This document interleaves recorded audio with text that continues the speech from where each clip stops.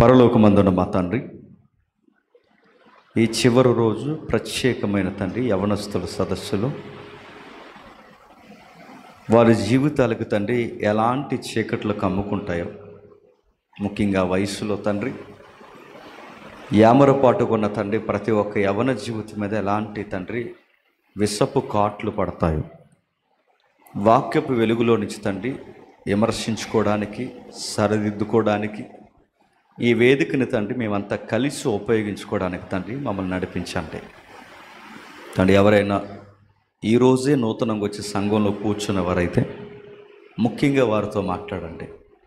అంటే యవనస్తులందరితో తండ్రి మీ ముఖాముఖిగా తండ్రి మీ వాక్యాన్ని అందించండి తండ్రి. ఈ సున్నితమైన విషయాలు తండ్రి వారి హృదయాల్లోనికి చొప్పించి యవనస్తుల జీవితాలను తండ్రి మీరు పట్టుకుంటారని ఆర్థిస్తున్నాను దేవా తండ్రి. నిన్న మొన్నటి దినాన్న వాడబడిన సేవకులను కూడా ఆస్వాదించండి. మరింత సత్యము తండ్రి వారి నోటు కూడా ఆయా ప్రాంతాల్లో మీరు వినిపించండి తండ్రి. మిగిలిన సమయాన్ని, ఈ కష్టాన్ని, ఈ ప్రయాసని అన్నిటినీ మీ చేతులకు అప్పగిస్తూ క్రీస్తున్నాము నీ ప్రార్థన సమర్పిస్తున్నాము తండ్రి. ఆమేన్. సరిగ్గా 8 నెలల క్రితం అనుకుంటా మనందరం పబ్లిక్ మీటింగ్లో కలిసాం. మరలా దేవుని యొక్క కృపను బట్టి మరలా స్థానిక సంఘంతో ఈ కలిసి ప్రత్యేకమైన యవనస్తుల సదస్సులో మనం ఇలా కలవడం, దాన్ని బట్టి దేవుడిని ఎంతైనా స్తుతిస్తున్నాం. నా వాయిస్ క్లియర్గా ఉందా, క్లమ్జీగా ఉందా? క్లియర్గా ఉందా? పర్వాలేదా? ఇది కొంచెం ఏమైనా ఆపుదామా? పర్వాలేదు. ఫ్యాన్ ఆప్స్, అది కొంచెం ఆప్స్. ఓకే, ఓకేనా? జాగ్రత్తగా కొన్ని సంగతులు విందాం. చివరి రోజు దేని కొరకు మాట్లాడాలన్నప్పుడు మీ ఆత్మీయ దైవజనులు, మీ కాపరి, మీ పాస్టర్ గారు యవనస్తులను కేంద్రీకరించి మాట్లాడమన్నారు. నిజంగా యవనస్తుల గురించి మాట్లాడడం అంటే నాకు చాలా ఆసక్తి. ఎందుకంటే నెక్స్ట్ జనరేషన్ బాగు చేసేది ఎవరైనా ఉన్నారంటే యంగ్స్టర్స్. సంఘాలకి భవిష్యత్తు ఏదో ఉందంటే యవనస్తుల యొక్క భుజాల మీద ఉంటుంది. దేశం యొక్క పునాదులు కూడా కదపగలిగే నైపుణ్యత ఎవరికన్నా ఉందంటే యవనస్తులకే ఉంది. ఒక ఆటలాడే క్రికెట్ మొదలుకొని ప్రతి ఎంప్లాయీ లైఫ్లో కూడా యంగ్స్టార్స్ని ఎంపిక చేసుకుంటారు. యవనస్తుల జీవితం అనేది కీలకమైనది. ఊరికి భవిష్యత్తు ఉండాలన్నా యవనస్తులు మంచోళ్ళై ఉండాలి. సంఘాలు బాగుండాలన్నా యవనస్తులు గట్టివారై ఉండాలి. ఒక మంచి భవిష్యత్తుని దేశం చూడాలనుకున్న యవనస్తుల యొక్క స్థితిగతులు, చదువులు బాగుండాలి. అలాంటిది క్రైస్తవ సంఘాలు వర్ధిల్లాలన్నా, మన ప్రాంతాలు దీవింపబడాలన్నా ముఖ్యంగా యవనస్తులైన మీరందరూ చాలా ఆత్మీయంగా, పవిత్రంగా ఉండాలి. కాకపోతే ఈ యవనస్తుల జీవితాల్లో కలిగే అనేకమైన ప్రాబ్లమ్స్ ఉన్నాయి. 1 కాదు, 2 కాదు, 3 కాదు, చెప్పలేని అనేక కోణాలు యవనస్తుల్ని పాడు చేసే ఉన్నాయి. కొందరు మీడియా వలన పాడవుతున్నారు, కొందరు వ్యసనాల వలన పాడవుతున్నారు. ఒక్కొక్కరు ఒక్కొక్క విధంగా పాడవుతున్నారు. కొన్ని సంగతులు ఉన్నాయి, అవి మనం ఇలా పబ్లిక్లో కూడా చెప్పుకోలేము. అలా పాడవుతున్న కేసుల దాఖలాలు కూడా ఉన్నాయి. ఎవరిని ఏ విధంగా కదిపినా మొత్తం మీద ఏదో ఒక కారణాన్ని బట్టి పాడవుతున్నారు. అయితే ఇంత పాడైపోతున్న యవనస్తులలో మెజారిటీ దేని విషయంలో పాడైపోతున్నారు? ఇటీవల కాలం సర్వేలో అంటే మీరు నవ్వుతారు, కానీ నేను చెప్తున్నాను, లవ్ విషయంలో పాడవుతున్నారు. ఏ విషయంలో? ప్రేమ. నేను అడుగుతున్నాను, ప్రేమ అన్న పదానికి సరి అయిన అర్థాలు ఈరోజు జనరేషన్ దగ్గర ఉన్నాయా? లేవు. అసలు ట్రూ లవ్ అంటే డెఫినేషన్ ఈరోజు యంగ్స్టర్స్కి తెలుసా? స్కూల్ పిల్లలు తూరేగలు పట్టుకునే దగ్గర నుంచి స్టార్ట్ అవుతుందంట. ఏంటి? లవ్. వీడి సబ్జెక్టులు అవుతాయో లేదో వీడికి తెలియదు, కానీ వీడికి మాత్రం 10th అయ్యేసరికి వీడికి పెళ్ళి అయిపోవాలంట. ఆడపిల్ల వయసు వచ్చేసరికి ఎదుగొచ్చిన పిల్ల కలిసి వస్తుంది అనుకుంటే తిరగబడి అమ్మా నాన్న మీద కేసులు ఎడుతున్నారట, ప్రేమకు ఒప్పుకోలేదని. ఇలాంటివి ఇన్ని తతంగాలు ఈరోజు సమాజంలో మనం చూస్తున్నాం. కానీ వీళ్ళకి ఓ పట్టాన మనం చెబితే అర్థమవుద్దా? అసలు ట్రూ లవ్ అంటే ఏంటి? What is true love? Sister నిన్నే అడుగుతున్నాను, బ్రదర్ నిన్నే అడుగుతున్నాను, చెప్పు అని అడిగితే వీళ్ళ దగ్గర ఏమీ లేదు. వీళ్ళ దగ్గర ఉన్న ఆన్సర్ ఏంటి చెప్పిన? నాకు ఎలా అనిపించిందంటే, నేను అలా నడిచి వస్తున్నప్పుడు అక్కడ ట్రాన్స్ఫార్మర్ పేలింది. అప్పుడే నాకు అనిపించింది, గాలి గట్టిగా ఈసింది, సంథింగ్ ఏదో నాకు అనిపించింది. నాలో హార్ట్ బీటు స్పీడ్ పెరిగిపోయింది, నడుతాను. ఇవి వీళ్ళ దగ్గర ఉన్న డెఫినేషన్. ఇదంతా ఎక్కడో పిక్చరైజేషన్ కల్చర్ అలవాటు చేసుకున్నారు. కథానాయకుల్లా ఊహించుకుంటున్నారు, హీరోలు అనుకుంటున్నారు, హీరోయిన్స్ అనుకుంటున్నారు. కానీ తిరగేసి రాడికల్గా పదాలు ఉపయోగిస్తాను, నన్ను అపార్థం చేసుకోకండి. ఎందుకంటే ఈ జనరేషన్తో బెత్తంతో కొట్టినట్టు మాట్లాడితే కానీ, కొన్ని విషయాలు కరాఖండిగా చెబితే కానీ ఆ ముసుగు, ఆ చీకటి వాళ్ళకి అర్థం అవుతుంది. ఏముందిరా ప్రేమ అంటే, వాళ్ళు రకరకాల విషయాలు మాట్లాడుకుంటున్నారు, రకరకాల విషయాలు చెప్తున్నారు. కానీ వాళ్ళని కొన్ని విషయాలు అడుగుతున్నారు. ప్రేమ అంటే యంగ్స్టార్స్ దగ్గర, మీ దగ్గర ఉన్న డెఫినేషన్ ఏంటో చెప్పనా? పార్కుల్లో కూర్చొని గంటలు మాట్లాడుకోవడమే ప్రేమ. పైగా ఆ పార్కుల్లో కూర్చున్న వాళ్ళు డిస్టెన్స్ మెయింటైన్ చేస్తారా? నేను ఈ పదాలు అంటున్నందుకు ఏమనుకోకండి. వాళ్ళ భుజాలు తాక్కునేలా, వాళ్ళ శ్వాస ఒకరికి దగ్గరికి తగిలేలా, నిర్జీవ ప్రదేశాల్లో, పాడుబడిన ప్రాంతాల్లో పవిత్రమైన కార్యాలు చేయడమే ఈ జనరేషన్కి తెలిసిన, చెప్పండి, ప్రేమ. అవునా కాదా? అదే తెలుసు ప్రేమ అంటే. ప్రేమ అంటే ఏం తెలుసు? పొదల చాటున దాక్కోవడం ప్రేమ, పాడుపడిన బంగ్లాల్లోకి దూరడం ప్రేమ, ఒకరి శరీరాలు ఒకరికి దాకేలా మాట్లాడుకోవడం ప్రేమ, రకరకాల విషయాల్లో తమను తాము అపవిత్రం చేసుకోవడం ప్రేమ. ఈ మాట నేను కావాలని అంటున్నాను. వర్జినిటీని కోల్పోవడం ప్రేమ అనుకుంటున్నారు ఈరోజు. కన్యత్వాన్ని కోల్పోవడం, పురుషుడు కూడా తన తత్వాన్ని కోల్పోవడం, స్త్రీ తన కన్యత్వాన్ని కోల్పోవడం, విలువైన తన జీవితాన్ని తాకాటు పెట్టడం ప్రేమ అనుకుంటున్నా. తప్పమ్మా, అలా వద్దమ్మా, అలా చేయకూడదమ్మా అని చెబితే వీళ్ళు ఏమంటారు తెలుసా? మీరు నన్ను అర్థం చేసుకోలేకపోతున్నారా అంటున్నారు, నా ప్రేమను మీరు చూడలేకపోతున్నారు అంటారు. అది కాదే, నీకు చెబితే అర్థమవుతా. మానతావా మానవా, రెండు తగిలి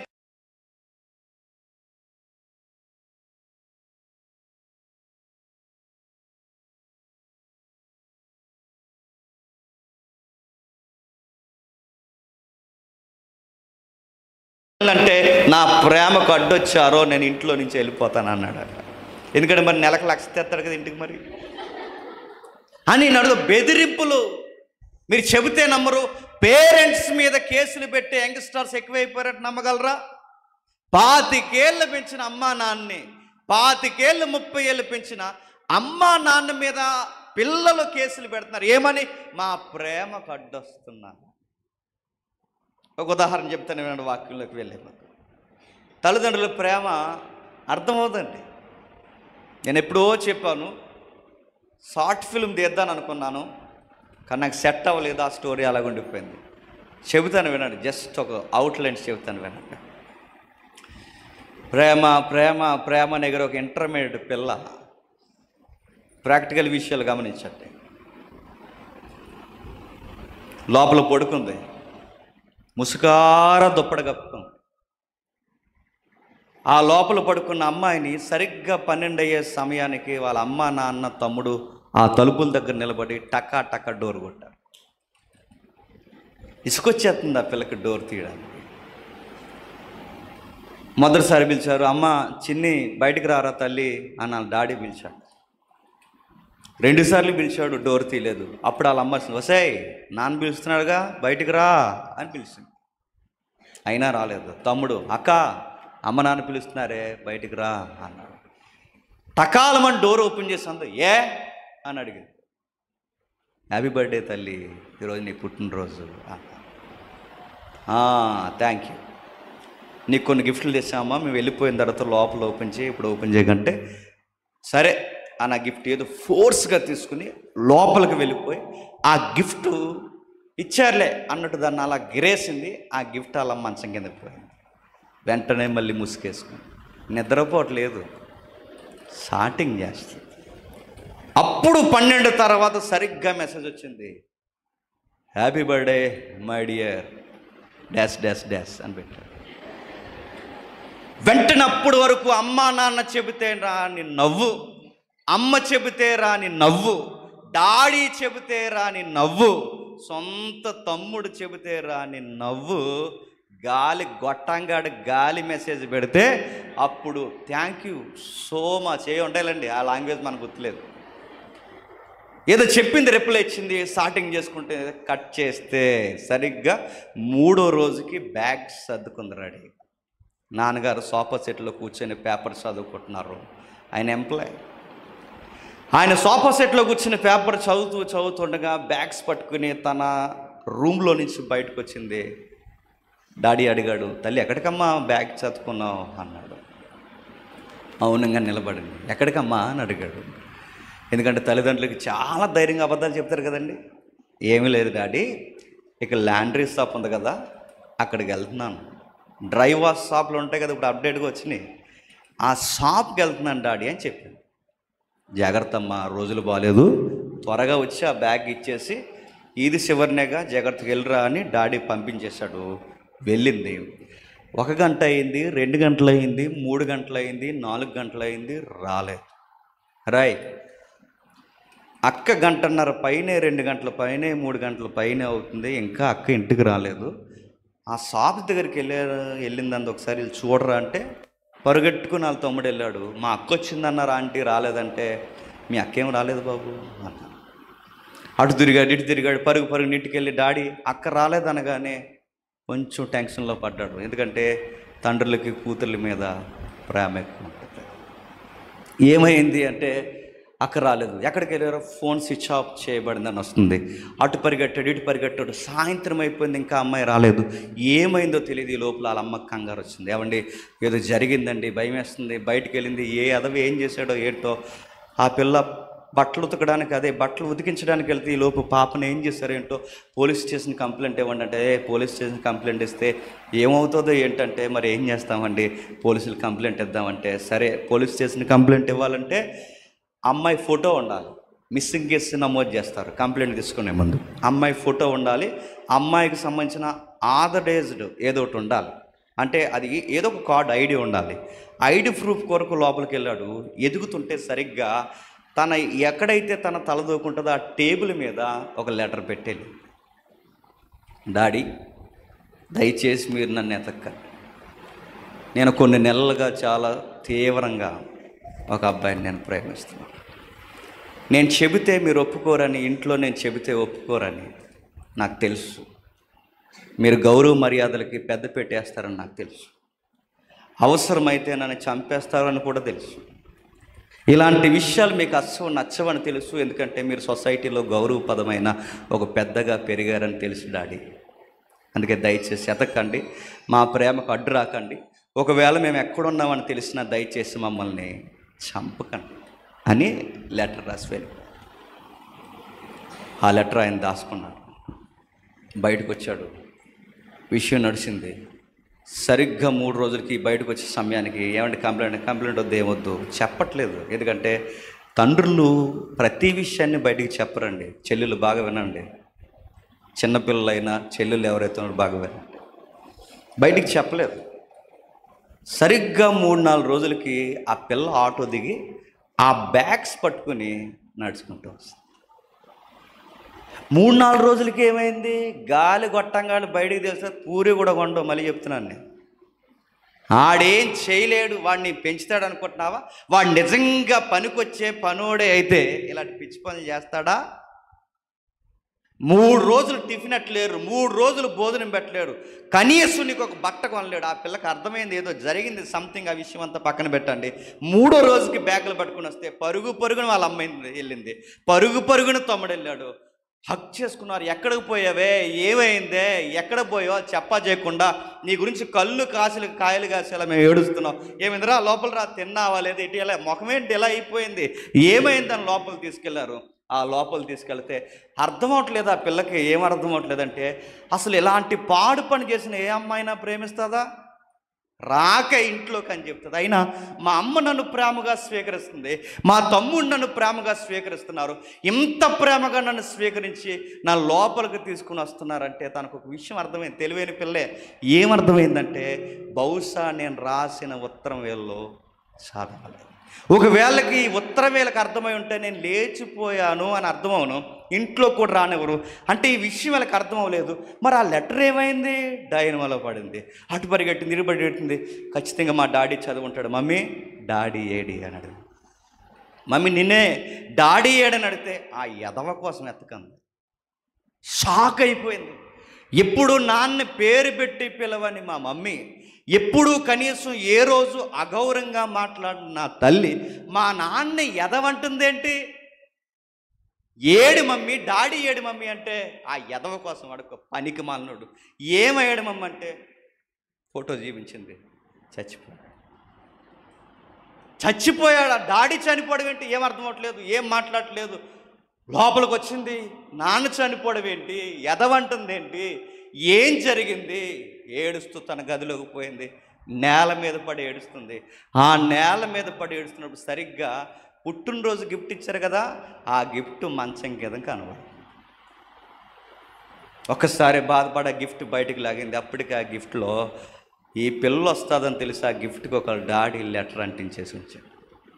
అమ్మా నీకు విషయం చెప్పాలి, 3వ రోజుకైనా 4వ రోజుకైనా ఏదో ఒక రోజు నువ్వు తిరిగి వస్తావని నాకు తెలుసు. ఎందుకంటే నీ వయసు దాటి వచ్చిన తండ్రిని నేను. ఆ వయసు ఎలా ఉంటుందో నాకు తెలుసు, ఆ జీవితం ఎలా ఉంటుందో తెలుసు. ఖచ్చితంగా అమ్మ నాన్న విలువ తెలుసు, నువ్వు వెనక్కి వస్తావని తెలుసు. అమ్మ నీకు ఉత్తరం రాస్తున్నా. నా కూతురు ఎవరితోనో లేచిపోయిందన్న మాటలు ఈ గుండె వినలేదమ్మా. గారాభంగా పెంచుకున్న నా బిడ్డ ఎవడో తీసుకెళ్ళిపోతే గొర్రెళ్ళిపోయినట్టు వెళ్ళిపోయిందంటే ఈ చెవులు వినలేవమ్మా.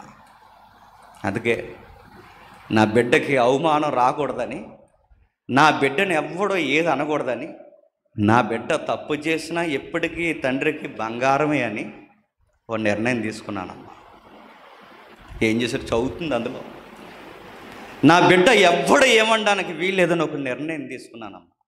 ఒక మాట అన్నావు కదమ్మా, నీ ప్రేమకి మేము అడ్డొచ్చి నీ ప్రాణాలే తీసేస్తానన్నావు కదా. ఒక మాట చెప్తాను, గుర్తుపెట్టు. నువ్వు ఇంట్లో నుంచి వెళ్ళిపోయావంటే చీ అంటారని, తూ అంటారని, రకరకాలుగా ఈదుల్లో ఎంత ఉంటేనే ఎంత మాట్లాడతారు. అంతగా నా కూతురు కోసం గుప్పుమని ఊరు మాట్లాడితే తట్టుకోలేక నిన్నెవ్వడో ఏమనకూడదని అందరికి ఒక మాట రాసి నేను సూసైడ్ చేసుకుని చచ్చిపోయాను. అమ్మాయికి అర్థమైంది. అంటే నాన్న ఆత్మహత్య చేసుకున్నాడా? ఏమని పేరు చెప్పి ఆత్మహత్య చేసుకున్నాడంటే ఆ లెటర్లు ఇలా రాశాడు. ఆ లెటర్ అందరు కనబడేలా పెట్టాడు, ఈ లెటర్ మాత్రం వాళ్ళ అమ్మాయికే కనబడేలా పెట్టాడు. అందరికి కనబడే లెటర్లో ఏమని రాశాడంటే, నా కూతురు ఇంట్లో నుంచి ఎందుకు వెళ్ళిపోయిందంటే ఎవరితోనే వెళ్ళిపోలేదు, నా కూతుర్ని నేను లైంగికంగా ఏదించే ప్రయత్నాలు నేను చేస్తున్నానని నా బంగారు తల్లికి ఆ విషయం నచ్చక, నా తండ్రే నన్ను ఇబ్బంది పెడుతున్నాడని తట్టుకోలేక నా కూతురు ఇంట్లో నుంచి వెళ్ళిపోయింది. ఈ దుర్మార్గుడు వాళ్ళ ఇంట్లో నుంచి వెళ్ళిపోయిందే తప్ప నా కూతురు బంగారం అని చెప్పి నీ నింద నా నిందగా భరించాను. నువ్వు మాట అన్నావు కదమ్మా, నీ ప్రాణాలు తీసేస్తానన్నావు కదా.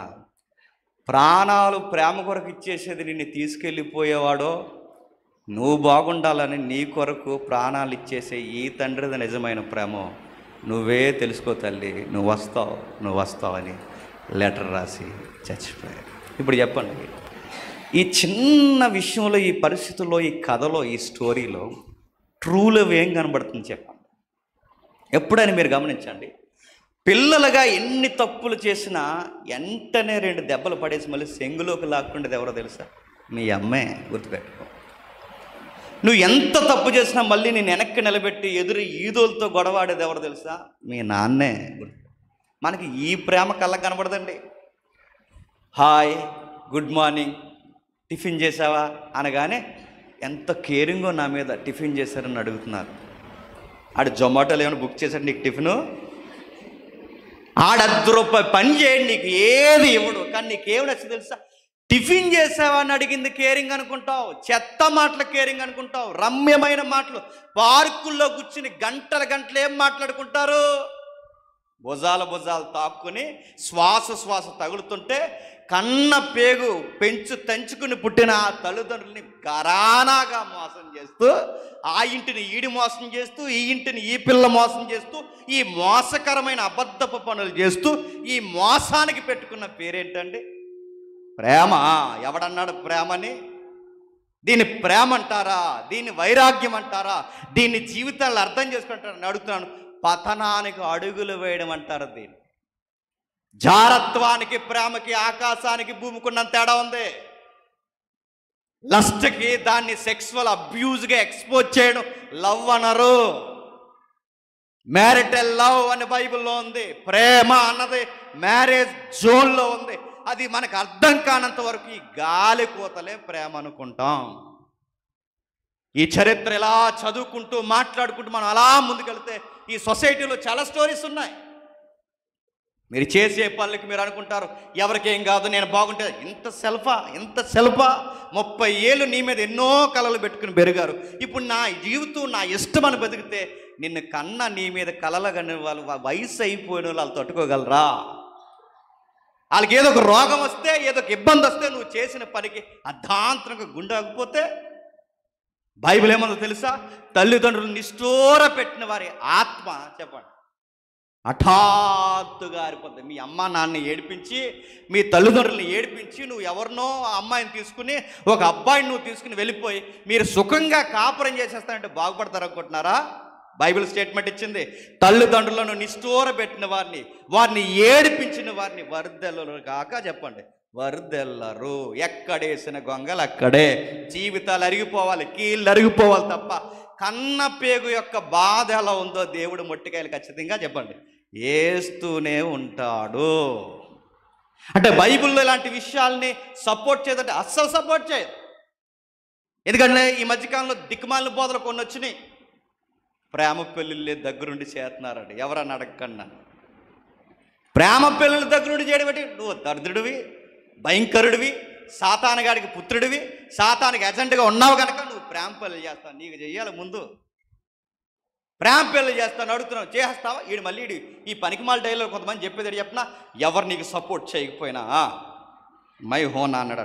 నరికేలండి ఎలాంటి అందరు నేను ప్రేమ పెళ్ళిళ్ళ నడుతున్నాడు. ప్రేమ పెళ్ళిళ్ళు అంటే నేను చాలాసార్లు చెప్పాను, ఒకసారి వినండి. ప్రేమ పెళ్ళి అంటే ఉంటారనుకుంటున్నారా? ప్రేమ పెళ్ళిల్లో ఎక్కడో రేరుగా ఉండొచ్చు, ఎక్కడో కొంతమంది ఉండొచ్చు, ఎక్కడో ఆ ముందు తెలియక ఏదో చేసిన తర్వాత వాక్యం ఎరిగిన తర్వాత వాళ్ళు అర్థం చేసుకుని ఉండొచ్చేమో. కానీ నువ్వు చర్చికి వచ్చి పాటలు పాడి చక్కగా ఇక్కడ ఉండి ఇంత వాతావరణంలో ఇలాంటి యూత్ మీట్లు గడిపి మళ్ళీ ఎల్లుడు ప్రేమ అన్నావంటే ఎలా ఉంటుంది చెప్పనా? వినండి ఎలా ఉంటుందో ప్రేమ పెళ్ళి అంటే. ఇక్కడే చెప్పాను, మళ్ళీ ఒకసారి వినండి, జ్ఞాపకం చేసుకుని ఎలాంటి పదే జ్ఞాపకం చేసుకోవాలి. అప్పుడు కుదురుగా ఉంటుంది మన మనసు. ఎలా ఉంటుంది ప్రేమ పెళ్ళి చేసుకుంటే? ఎలా ఉంటుంది ప్రేమ పెళ్ళి అంటే? ఎలా ఉంటుంది అంటే నీకోసమే పుట్టాను, నా లైఫ్ పర్పస్ ఏంటో అర్థమైంది, నేను నీకోసమే పుట్టాను. అవతల నుంచి కూడా ఆవిడ కూడా అంటుంది, ఎస్ నాకదే అనిపిస్తుంది, నేను నీకోసమే పుట్టాను. సీరియస్గా మాట్లాడేసుకుంటారు, సీరియస్గా ఏ గుడికి వెళ్ళిపోతారు, సీరియస్గా పోలీస్ స్టేషన్కి వెళ్ళిపోతారు, సీరియస్గా పెళ్లి చేసుకుంటారు. ఆ పెళ్ళి అయిన తర్వాత మీరు గమనించండి, ఉంటారనుకుంటున్నారా? తుమ్మితే గొడవ, దొగ్గితే గొడవ, మాట్లాడితే గొడవ, ప్రతిదానికి గొడవ. ఆ గొడవలో మేజర్లు అన్నింటి చెప్పినా అప్పుడున్నట్టు ఇప్పుడు నీవు లేవు. ఈ కంపారిజన్ వస్తుంది, రకరకాలు జరుగుతుంది. గుర్తుపెట్టుకోండి, 25 ఏళ్ళు పెంచిన మీ అమ్మా నాన్న ప్రేమ అర్థం కాని వీడు, 25 ఏళ్ళు పెంచిన అమ్మా నాన్న అర్థం కాని ఈ పిల్లకి వాళ్ళ కళ్ళు గప్పే వచ్చేసారంటే రేపొద్దున మీ కళ్ళు గప్పరు అనుకుంటున్నారా? చెప్పండి, ఇది జడ్జిమెంటే కాదా? మరి అమ్మా నాన్నే ఎదిరించి వచ్చేసిందంటే, అమ్మా నాన్నే వీడి గెంటేసి వచ్చేసాడంటే రేపు పొద్దున్న గాలి గొట్టంగాడి మధ్యలో వచ్చాడు, వీడు నీతో ఉంటాడు అనుకుంటున్నావా? ఓవే అంటాడు. ఉంటే లేకపోతే పోంటే ఎక్కడ పోతావు? ఇప్పుడు అమ్మ పాయే, నానా పాయే, అందరూ పాయే, ఊరు పాయే, అందరూ వెళ్ళిపోయే. ఇప్పుడు నేను ఆడొద్దన్నాడు, నేను వచ్చేస్తానంటే రా అమ్మ మహాతల్లి అంటారా? ఊసేస్తారు మొఖం మీద అంటారా? అందుకే జీవితాలు జాగ్రత్త, నిర్ణయాలు జాగ్రత్త. ఇవి బైబిల్ బయట అయినా బైబిల్ లోపలైనా ఇలాంటి విషయాలకి సక్సెస్ రేటింగ్ చాలా తక్కువ. విజయాలు సాధించిన చాలా తక్కువ, జీవితాలు పతనం అవుతాయి. అంటే వీటి గురించి మీరు ఏం చెప్పాలనుకుంటున్నారంటే ఒక్క మాటలో నేను చెప్తాను, వద్దు, దయచేసి అలాంటి చీకటిలోనికి జారుకోవద్దు. ఇంకా మీకు స్పష్టంగా ఇంకా మనకి మనం కొట్టేలా మనకు కొన్ని జీవితాలు ఉన్నాయి బైబిల్ అంటే ఉన్నాయి. ఎప్పుడో చెప్పాను, ఒకసారి వినండి. రెండొకసారి అద్దరిపోయే ఒక అమ్మాయి ఉంది. ఆమె స్టోరీ చాలా విచిత్రంగా ఉంటుంది. ఆమెను చదువుతుంటే చాలా విచిత్రం. ఎవరి దగ్గరైనా వాడికి బైబిల్ ఉందా? వాడికి బైబిల్ లేదా? మామూలు బైబిలే లేదా? ఉందా? ఎందుకంటే యూత్ మీట్లకి ఫ్యాషన్ ఏంటంటే బైబిల్ లేకుండా వస్తారు. ఇది కళ్యాణ మండపం కాదు కదా, ఇది సభ, దేవుని యొక్క మందిరం. దేవుని యొక్క మందిరానికి మనకున్న డిగ్నిటీ ఏంటండి?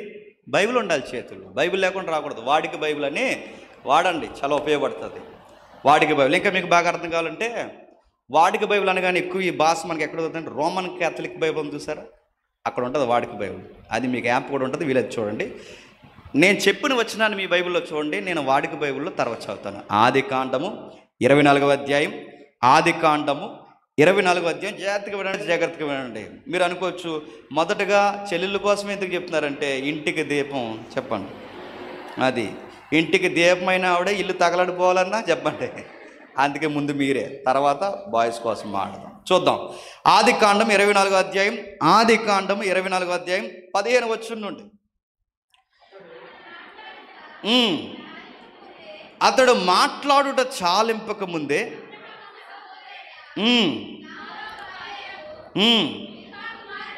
మిల్కా కుమారుడైన బెతీయేలుకు పుట్టిన రెబెక్క కడవ భుజం మీద పెట్టుకుని వచ్చాను. బాగా వినండి. ఒక యంగ్ లేడీ వస్తుంది బావ దగ్గరికి. ఆవిడ వచ్చే సీన్ చాలా విచిత్రంగా రాస్తున్నాడు ఆ రైటర్, ఆదికాండం రాసిన రచయిత. ఏమని రాస్తున్నాడంటే, నీళ్ళ తోడుకాడ వెనక వస్తుంది. బహుశా బైబిల్ అంచనా వేశారు, ఎంత ఉంటుందా మీ ఏజ్ అంటే 16 నుండి 18 సంవత్సరాల వయసు ఉండే అమ్మాయి అంట. అంటే రెబెక్కమ్మ గారికి అప్పటికి వయసు అంటారో తెలుసా? 18 సంవత్సరాల లోపు ఒక కన్య పిల్ల కడవ పట్టుకొని వస్తుంది. ఏం జరుగుతుంది? కిందికి ఆ చిన్నది మిక్కిలి చక్కనిది, ఆమె కన్యక, ఏ పురుషుణ్ణి ఆమె చూడలేదు, ఆ బావిలోనికి దిగిపోయి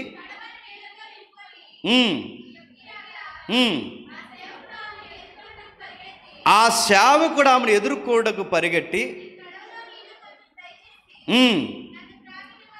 నన్ను త్రాగనిమ్మని అడిగాను. జరుగుతున్న సందర్భం చూడండి.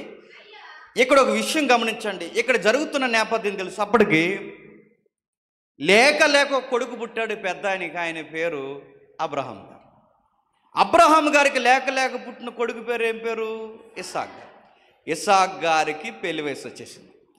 ఇస్సాక్ గారికి పెళ్లి వయసు వచ్చే సమయానికి ఆ అబ్బాయికి పెళ్లి సంబంధాలు చూస్తున్నారు. ఎందుకంటే వాళ్ళది దేవుని కుటుంబం. ఆ కుర్రోడు చూసుకోడు ఆ 3-5లో ఉందని వాళ్ళ మమ్మీ డాడీకి అప్పగించాడు. వాళ్ళ నాన్న ఎవరిని చేసుకోమంటే చెప్పండి వాళ్ళని చేసుకుంటాడు. వాళ్ళ నాన్న కూడా ఎవరిని పడితే వాళ్ళని చేసుకోమండు. దేవునికి కుటుంబానికి విలువనిచ్చే పిల్లనే చేసుకోమంటాడు. అందుకే ఆ ఆప్షన్ తల్లిదండ్రులకు వదిలేశాడు. ఈ అబ్బాయికి సంబంధాలు చూస్తున్నారు. అబ్రహాము గారికి దగ్గరగా ఉండే ఒక బాడీగార్డ్ లాంటి వ్యక్తి ఉన్నాడు. ఆయన పంపించారు బయటికి సంబంధాలు చూడమని. ఆ సంబంధాలు చూడడానికి వెళుతున్నాడు. ఈ వెళుతుండగా మార్గ మధ్యలో, ఎందుకంటే దేవుడి ద్వారా కొన్ని విషయాలు వాళ్ళకి తెలుసు, భక్తులు గనక పలానా ఏరియాలో మా బంధువుల తాలూకా అమ్మాయి ఆ ఏరియాలో ఉంటే ముందు అక్కడ చూసి రండి. ఈ యొక్క చిహ్నాలు వాళ్ళకు ఉన్నాయి భక్తులు బైబిల్ చరిత్రలో అన్నట్టుగానే అక్కడ కదిలిపోయారు. అక్కడ కదిలిపోయి సరిగ్గా వెళుతున్న టయానికి ఒక అమ్మాయిని చూశాడు ఆయన, మీడియేటర్. చూసిన వెంటనే చాలా చక్కగా సౌమ్యంగా ఆ కడవ భుజం మీద పెట్టుకుని నడుచుకుంటూ వస్తుందట బావి దగ్గరికి. రెబెక్కమ్మ కడవ పట్టుకుని బావి దగ్గరకు వచ్చింది అంటే అయిపోనండి, పెద్ద మనం చదవాల్సిన అవసరం లేదు అక్కడ. కానీ బైబిల్ అలా చెప్పట్లేదు. రెబెక్కమ్మ కడవ పట్టుకుని నీళ్లు పట్టుకెళ్ళడానికి వచ్చిందంటే అయిపోయింది. కానీ బైబిల్ అలా చెప్పట్లేదు. బైబిల్ ఏమంటుందంటే ఆ అమ్మాయి చూడడానికి చాలా బాగుంటుందట. అవన్నీ ఎందుకండి? ఆ అమ్మాయి బాగుంటుంది, చక్కగా ఉంటుంది. ఆ అమ్మాయికి ఎవరు ఫ్రెండ్స్ లేరు, ముఖ్యంగా బాయ్ ఫ్రెండ్స్ లేరు. ఇలాంటి ఇవన్నీ బైబిల్ ఎందుకు ఎక్స్పోజ్ చేస్తుంది? నీలాంటి నాలాంటి యవనస్తులకి చెప్పండి, జాగ్రత్త పవిత్రతలో ఉండే బ్యూటీ ఎలా ఉంటుందో చెప్పడానికి ఇలాంటి పదాలు బైబిల్లో వాడబడ్డాయి. ఏమని రాస్తున్నాడో చూడండి. ఆ చిన్నది మిక్కిలి చక్కనిది. నేను చదువుతాను చూడండి, 16 వచ్చిన వాడికి బైబిల్లో. ఆదికాండము 24 అధ్యాయం 16 వచ్చిన నేను చదువుతున్నాను చూడండి. నేను చదువుతున్నాను 16 వచ్చిన. ఆ అమ్మాయి చాలా చక్కనిది. అంటే చక్కనిదంటే అన్ని విధాలుగా ఈ అమ్మాయి మంచిది. ఈ లోపం ఈ అమ్మాయికి ఉందనడానికి లేదండి. కొంతమందికి చూడడానికి బాగుంటారు కానీ బుద్ధి బాగోదు. కొంతమందికి బుద్ధి బాగుంటుంది, చూడడానికి అంత అట్రాక్షన్ ఉంటారు. కానీ ఇవిడికి రెండు ఉన్నాయి. ఆమె చూడడానికి బాగుంది చెప్పండి, ఆమె నేచర్ కూడా బాగుంది. ఏమని రాస్తున్నాడంటే విచిత్రమైన పదం, ఆ పదం కోసం నేను చదువుతున్నాను. ఆమె కన్య పురుష స్పర్శ ఎరగనిది. ఇది వాడికి బైబిల్లో మూలం హెబ్రూలో ఏంటట, పురుష స్పర్శ ఎరగనిది. ఇక్కడ ఏముందంటే ఆమె చక్కని చిన్నది, ఏ పురుషుడు ఆమెకు తెలియదు. వాడుకలో మూలంలో ఏమని రాస్తారంటే పురుష స్పర్శ అంటే ఇందా నేను చదివాను, ప్రేమ అనగానే ఏమనుకుంటున్నారండి? భుజాలు తాకడం అనుకుంటున్నారు. ప్రేమ అనగానే ఏమనుకుంటున్నారండి? శ్వాస తాగడం అనుకుంటున్నారు. ప్రేమ అనగానే చేతులు తాగించమనుకుంటున్నారు. కానీ బైబిల్ చెప్తుంది అసలు రెబెక్కమ్మ అనే ఒక అమ్మాయి ఉంది. ఆ అమ్మాయి ఎంత చక్కటి అమ్మాయి అంటే అసలు ఎవరి స్పర్శ తెలియదు. ఒక మాటలో చెప్పాలంటే, ఏమ్మా ఎవ్వరు నీకు తెలియదా, లేకపోతే నీకు ఎవరు ఫ్రెండ్స్ లేరంటే, ఫ్రెండ్స్ లేకేడు సార్, ఫ్రెండ్స్ ఉన్నారు, చాలామంది ఫ్రెండ్షిప్ చేస్తే లైన్లో ఉన్నారు, కానీ నేను ఎవరితో ఫ్రెండ్షిప్ చేయను. మగ పురుగు అనేది నా దగ్గరికి రానివ్వను. అమ్మ, నా సహోదరుడు ఎవరైతే ఉన్నాడో, మా అన్నలు మా తమ్ముళ్ళు తప్ప నేను బయట పురుషులతో మాకు స్నేహాలు వద్దు. ఎందుకమ్మంటే అది మా నైతికత, అది మా ఎథిక్స్, మా విలువలతో బ్రతికే విధానం. అంటే స్పర్శ అంటే కనీసం తన చిటికిన వేలు కూడా ఎవరిని తాకనివ్వదా. అరే ఇంత కమిట్మెంట్ ఏంటమ్మా నీకు అని అడిగితే ఆవిడ దగ్గర ఒక కమిట్మెంట్ ఉంది. నా చిటికిన వేలు కాదు, నా ఎంట్రుకుని ఎవరైనా తాకాలన్నా, నా నడినెత్తి మొదలుకొని అరికాల వరకు నా శ్వాస ఎవరికైనా పురుషుడికి తగలాలి అంటే ఆ పురుషుడు నన్ను చేసుకోబోయేవాడై ఉండాలన్నమాట. ఎవరట? రెబెక్కమ్మని ఇక్కడ తీసుకొచ్చి యూత్ మీట్లో మీరు టెస్ట్ మనీ చెప్పండి మేడం అంటే మనందరికి సిగ్గేసి ఇంటికి వెళ్ళిపోతాం తెలుసా. అలా ఉంటుందమ్మ టెస్ట్ మనీ. రెబెక్కమ్మకి వాట్సాప్ ఇచ్చి వాట్సాప్లో మీరు ఎన్ని నెంబర్లు సేవ్ చేస్తారు మేడం జీ అని అడిగితే మా నాన్నది మా అన్నయ్య తప్ప ఇంకెవడదే సేవ్ చేయనంటది. మనకి ఎవడే ఆడు అని అడిగితే అందట ఫ్రెండు అందట. ఫ్రెండ్ అంటే చెప్పండి, ఫ్రెండ్ అంటే ఉద్యోగాలు నడుతున్నాను, ఆడపిల్లలు ఉద్యోగాలు చేస్తున్నారు, చెయ్యండి మంచిదే. కానీ ఎక్కడ ఉద్యోగాలు చేసినా, ఏ స్నేహాలు చేసినా కొన్ని బౌండరీస్ ఉంటాయండి. ఆ బౌండరీస్ దాటి మనం వెళ్ళకూడదు. ఆ బౌండరీస్లోనికి చెప్పండి, ఏ మగ పురుగుని రానివ్వకూడదు. ఉద్యోగం చేయి, ప్రేమగా మాట్లాడు, ప్రేమగా అంటే గౌరవపదమంగా మాట్లాడు, కానీ కొన్ని హద్దులు ఉంటాయి, హద్దులు దాడద్దు. ఫ్రెండ్ అని చెప్పి ఎంత ఫ్రెండ్ అయితే ఆడొచ్చి భుజాల మీద చెయ్యొచ్చా? రెబెక్కమ్మ అయితే చెడమడ తిడుతుందట. ఫ్రెండ్ అయితే దగ్గర నిలబడి మాట్లాడతాడా? హద్దులు మీరితే దూరం పెడుతుంది. ఎవరిని పడతాను దగ్గర? చదువుల పేరుతో పవిత్రత కోల్పోతున్నారు, ఉద్యోగాల పేరుతో పవిత్రత కోల్పోతున్నారు. దేవుని పిల్లలని చెప్పుకున్న వారు కూడా ఆడపిల్లల మగ పిల్లలు కలిసి దగ్గరగా నిలబడి ఫోటోలు తీసుకుని స్టేటస్లో పెడితే రేపొద్దున మీ కాపురాలు ఏమైపోతాయి? బైబిల్ చెప్తుంది బౌండరీస్. రెబెక్కమ్మ దగ్గర బౌండరీస్ ఉన్నాయి. స్పర్శ తెలియదు, ఎవరో తెలియదు సార్. ఎందుకమ్మంటే నాకు ఇష్టం లేదు సార్, నన్ను కట్టుకోబోయేవాడు తప్ప ఇంకెవరు నాకు తెలుసు సార్. అమ్మాయిని చూస్తుంటే ముచ్చటేస్తుంది, అమ్మాయిని చూస్తుంటే బైబిల్ దేవుడు ఇష్టపడ్డాడు. అందుకే ఆమె ఇంట్రడక్షన్ కొంచెం దేవుడు కావాలనే వివరించాడు. చూడ్డానికి బాగుంటుంది, చక్కగా ఉంటుంది, సరదాగా మాట్లాడుతున్నారని అద్దులు మీరదు, సరదాగా మాట్లాడుతున్నాను చేతుల్లో చేయలేనివ్వదు, సరదాగా మాట్లాడుతున్నారు తెలిసినోలే కాదని దగ్గరికి రానివ్వదు.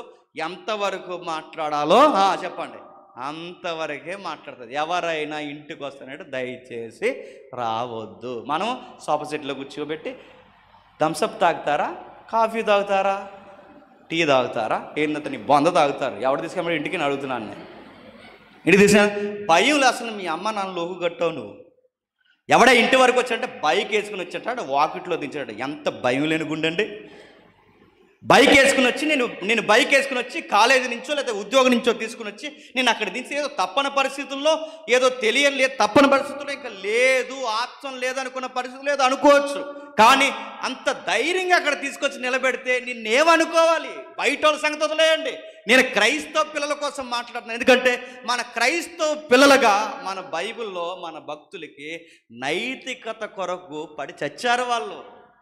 విలువరు కొరకు అలా నిలబడ్డారు వాళ్ళు. అదే ఆ భక్తులు ఏ దేవుణ్ణి అయితే నమ్మారో అదే దేవుణ్ణి మనం నమ్ముతున్నప్పుడు ఆ భక్తుల్ని ఎలా ఇష్టపడ్డాడో చెప్పండి, మనల్ని కూడా అలాగే ఇష్టపడతాడు. ఆమెకు పురుష స్పర్శ తెలియదు.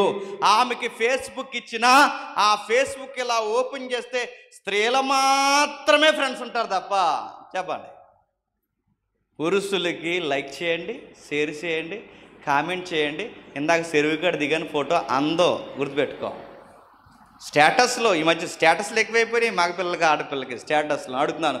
వాట్సాప్లో కాదు ఉండాల్సింది స్టేటస్. మరి చెప్తున్నాను, సొసైటీలో నీకంటూ ఒక స్టేటస్ ఉండాలి. అది స్టేటస్ అంటే. వాట్సాప్ మీద రివ్యూ ఇస్తూ మొన్న మధ్య రాశారు, స్టేటస్లు ఎవడు పెడతారు చెప్పనా? పని పాట లేని లూజ్ పీపుల్స్ ఎక్కువ స్టేటస్లు పెడతారట. సర్వే ఇంటెలిజెన్స్ స్టేటస్ ఎప్పుడు పెడతారు? ఎప్పుడో రేరుగా ప్రత్యేకమైన సందర్భం ఉన్నప్పుడే స్టేటస్లు పెడతారు. మనం తుమ్మితే స్టేటస్, దొగ్గితే స్టేటస్, బకెట్ అట్టుకుంటే స్టేటస్, బకెట్ కింద పెడితే స్టేటస్, అన్నీ స్టేటస్లే. నేను అడుగుతున్నాను, నీకు ఒక స్టేటస్ ఉంది, దేవుడు ఇచ్చాడు. ఆ వాద తగ్గనివ్వకు. సమాజంలో గుర్తుపెట్టుకోండి, ఎంత నీతిగా ఎంత పవిత్రంగా బతికితే లోపల ఒక తెలియని ఒక ధైర్యం, ఈ మాట నేను అనకూడదు కానీ ఒక తెలియని ఒక ప్రౌడ్నెస్ ఉంటుంది. మనం అంటే ఏంటో తెలుసు, మన దేవునికి మన నచ్చిన ప్రజలు మనకు తెలుసు. అందుకే పవిత్రతలో ఉన్న సౌందర్యం ఆ పవిత్రత చెరిపేసుకుంటే ఉండదు. సౌందర్యం అనగానే తప్పుడు పనులు చేసి బయటికి అవుట్పుట్ బాగుంది అనుకోకండి. బాహ్య సౌందర్యం కోసం బైబిల్ మాట్లాడలేదు. ఒకవేళ బాహ్య సౌందర్యం బైబిల్ మెచ్చుకున్నా అంతకన్నా పెద్దపీట దేనికి వేస్తా తెలుసా? నీ అంతర్గత సౌందర్యానికి పెద్దపీట వేస్తాను. ఆమెకు తెలుసట అసలు ఎవరితో మాట్లాడదట. నేను చదువుకుంటున్న ఇంటర్మీడియట్ చదువుతున్న టైంలో ఓ దిక్కుమాల డైలాగ్ ఎక్కువైపోయేది. ఆ దిక్కుమాల డైలాగ్ ఏంటో తెలుసా? ఆ దిక్కుమాల డైలాగు వీలైతే 4 మాటలంట. రెబకమ్మ దగ్గరికి వెళ్ళండి, పాసి డైలాగులు చెప్తే ఏమంటే చెప్పనా, 4 మాటలు కాదు కదా, కాలి కప్పు కూడా ఏమన్నా చెప్తాడు. గుర్తుపెట్టుకో. ఎవడరా నువ్వు అరవో అంటదట. నేను అడుగుతున్నాను, ఎవరిని దరిదాపులకు కూడా రాను. ఎందుకంటే నాకు ఒక కమిట్మెంట్ ఉంది. నాకు ఒక రోజు పెళ్ళి అవుతుంది. నా భర్తకి నేను ఇచ్చే బహుమానం ఏదన్నా ఉంది అంటే దేవుడిచ్చిన ఆలయమైన దేహాన్ని పవిత్రంగా కాపాడుకొని నా కాబోయే భర్తగా అప్పగించడమే నేను ఇచ్చే అతిపెద్ద బహుమానం. That is commitment. రెబకమ్మ గుర్తుపెట్టుకో. ఈ నైతికత, ఈ కమిట్మెంట్లు మనకున్నాయా? ఉండాలి. దేవుని పిల్లలుగా మనకు ఉండాలి. ఎందుకంటే మన దేవుడు ఆయన పేరుకు ముందే ఆయన పరిశుద్ధుడు.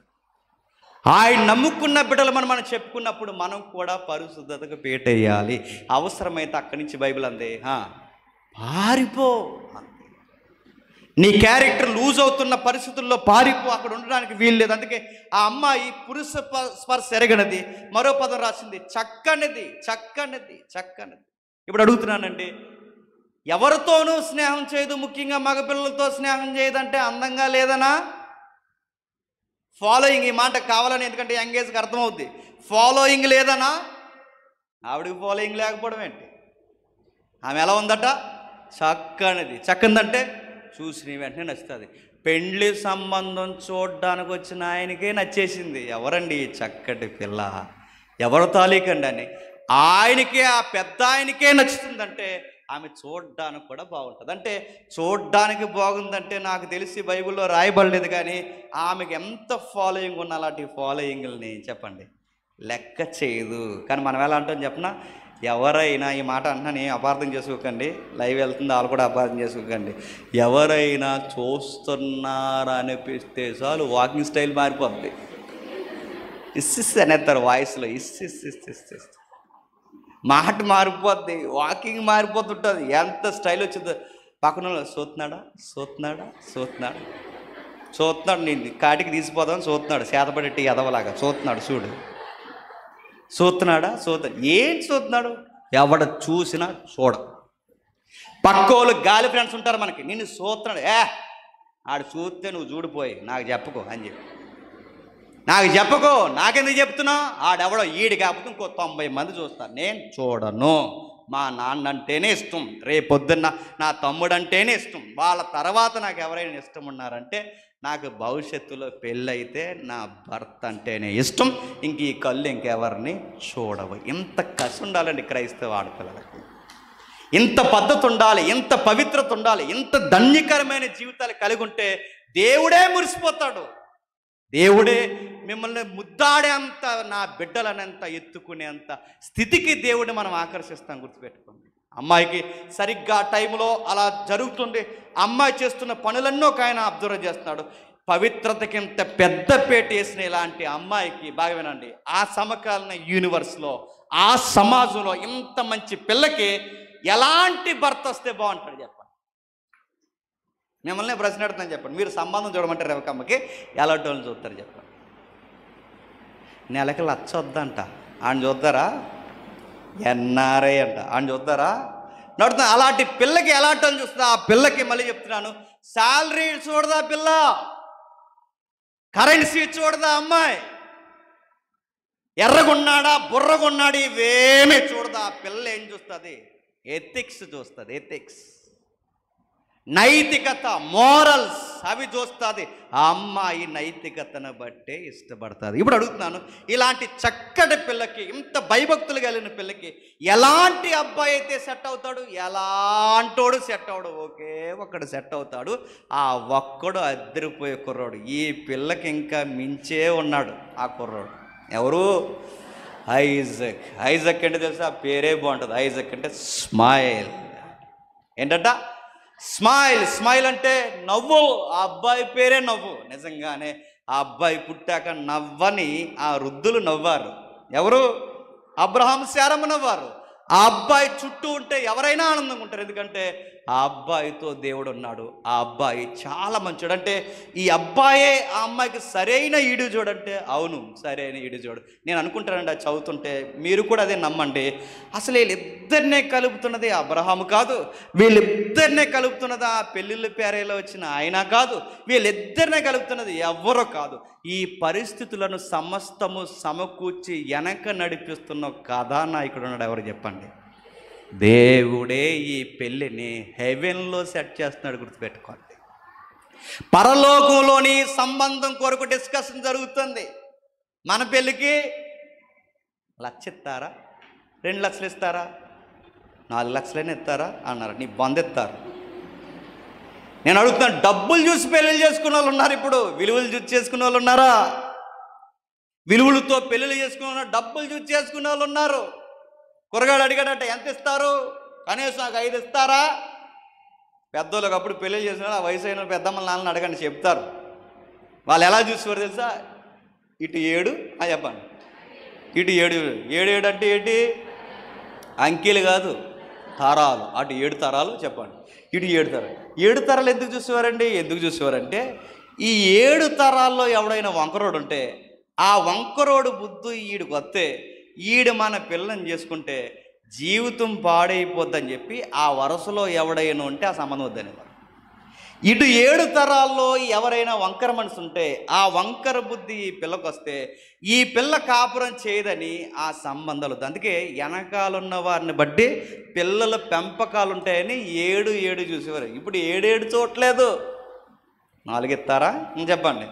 2 ఇస్తారా? ఎత్తది, కంగారు పడకు, గట్టిగా ఎత్తది, కంగారు పడకు.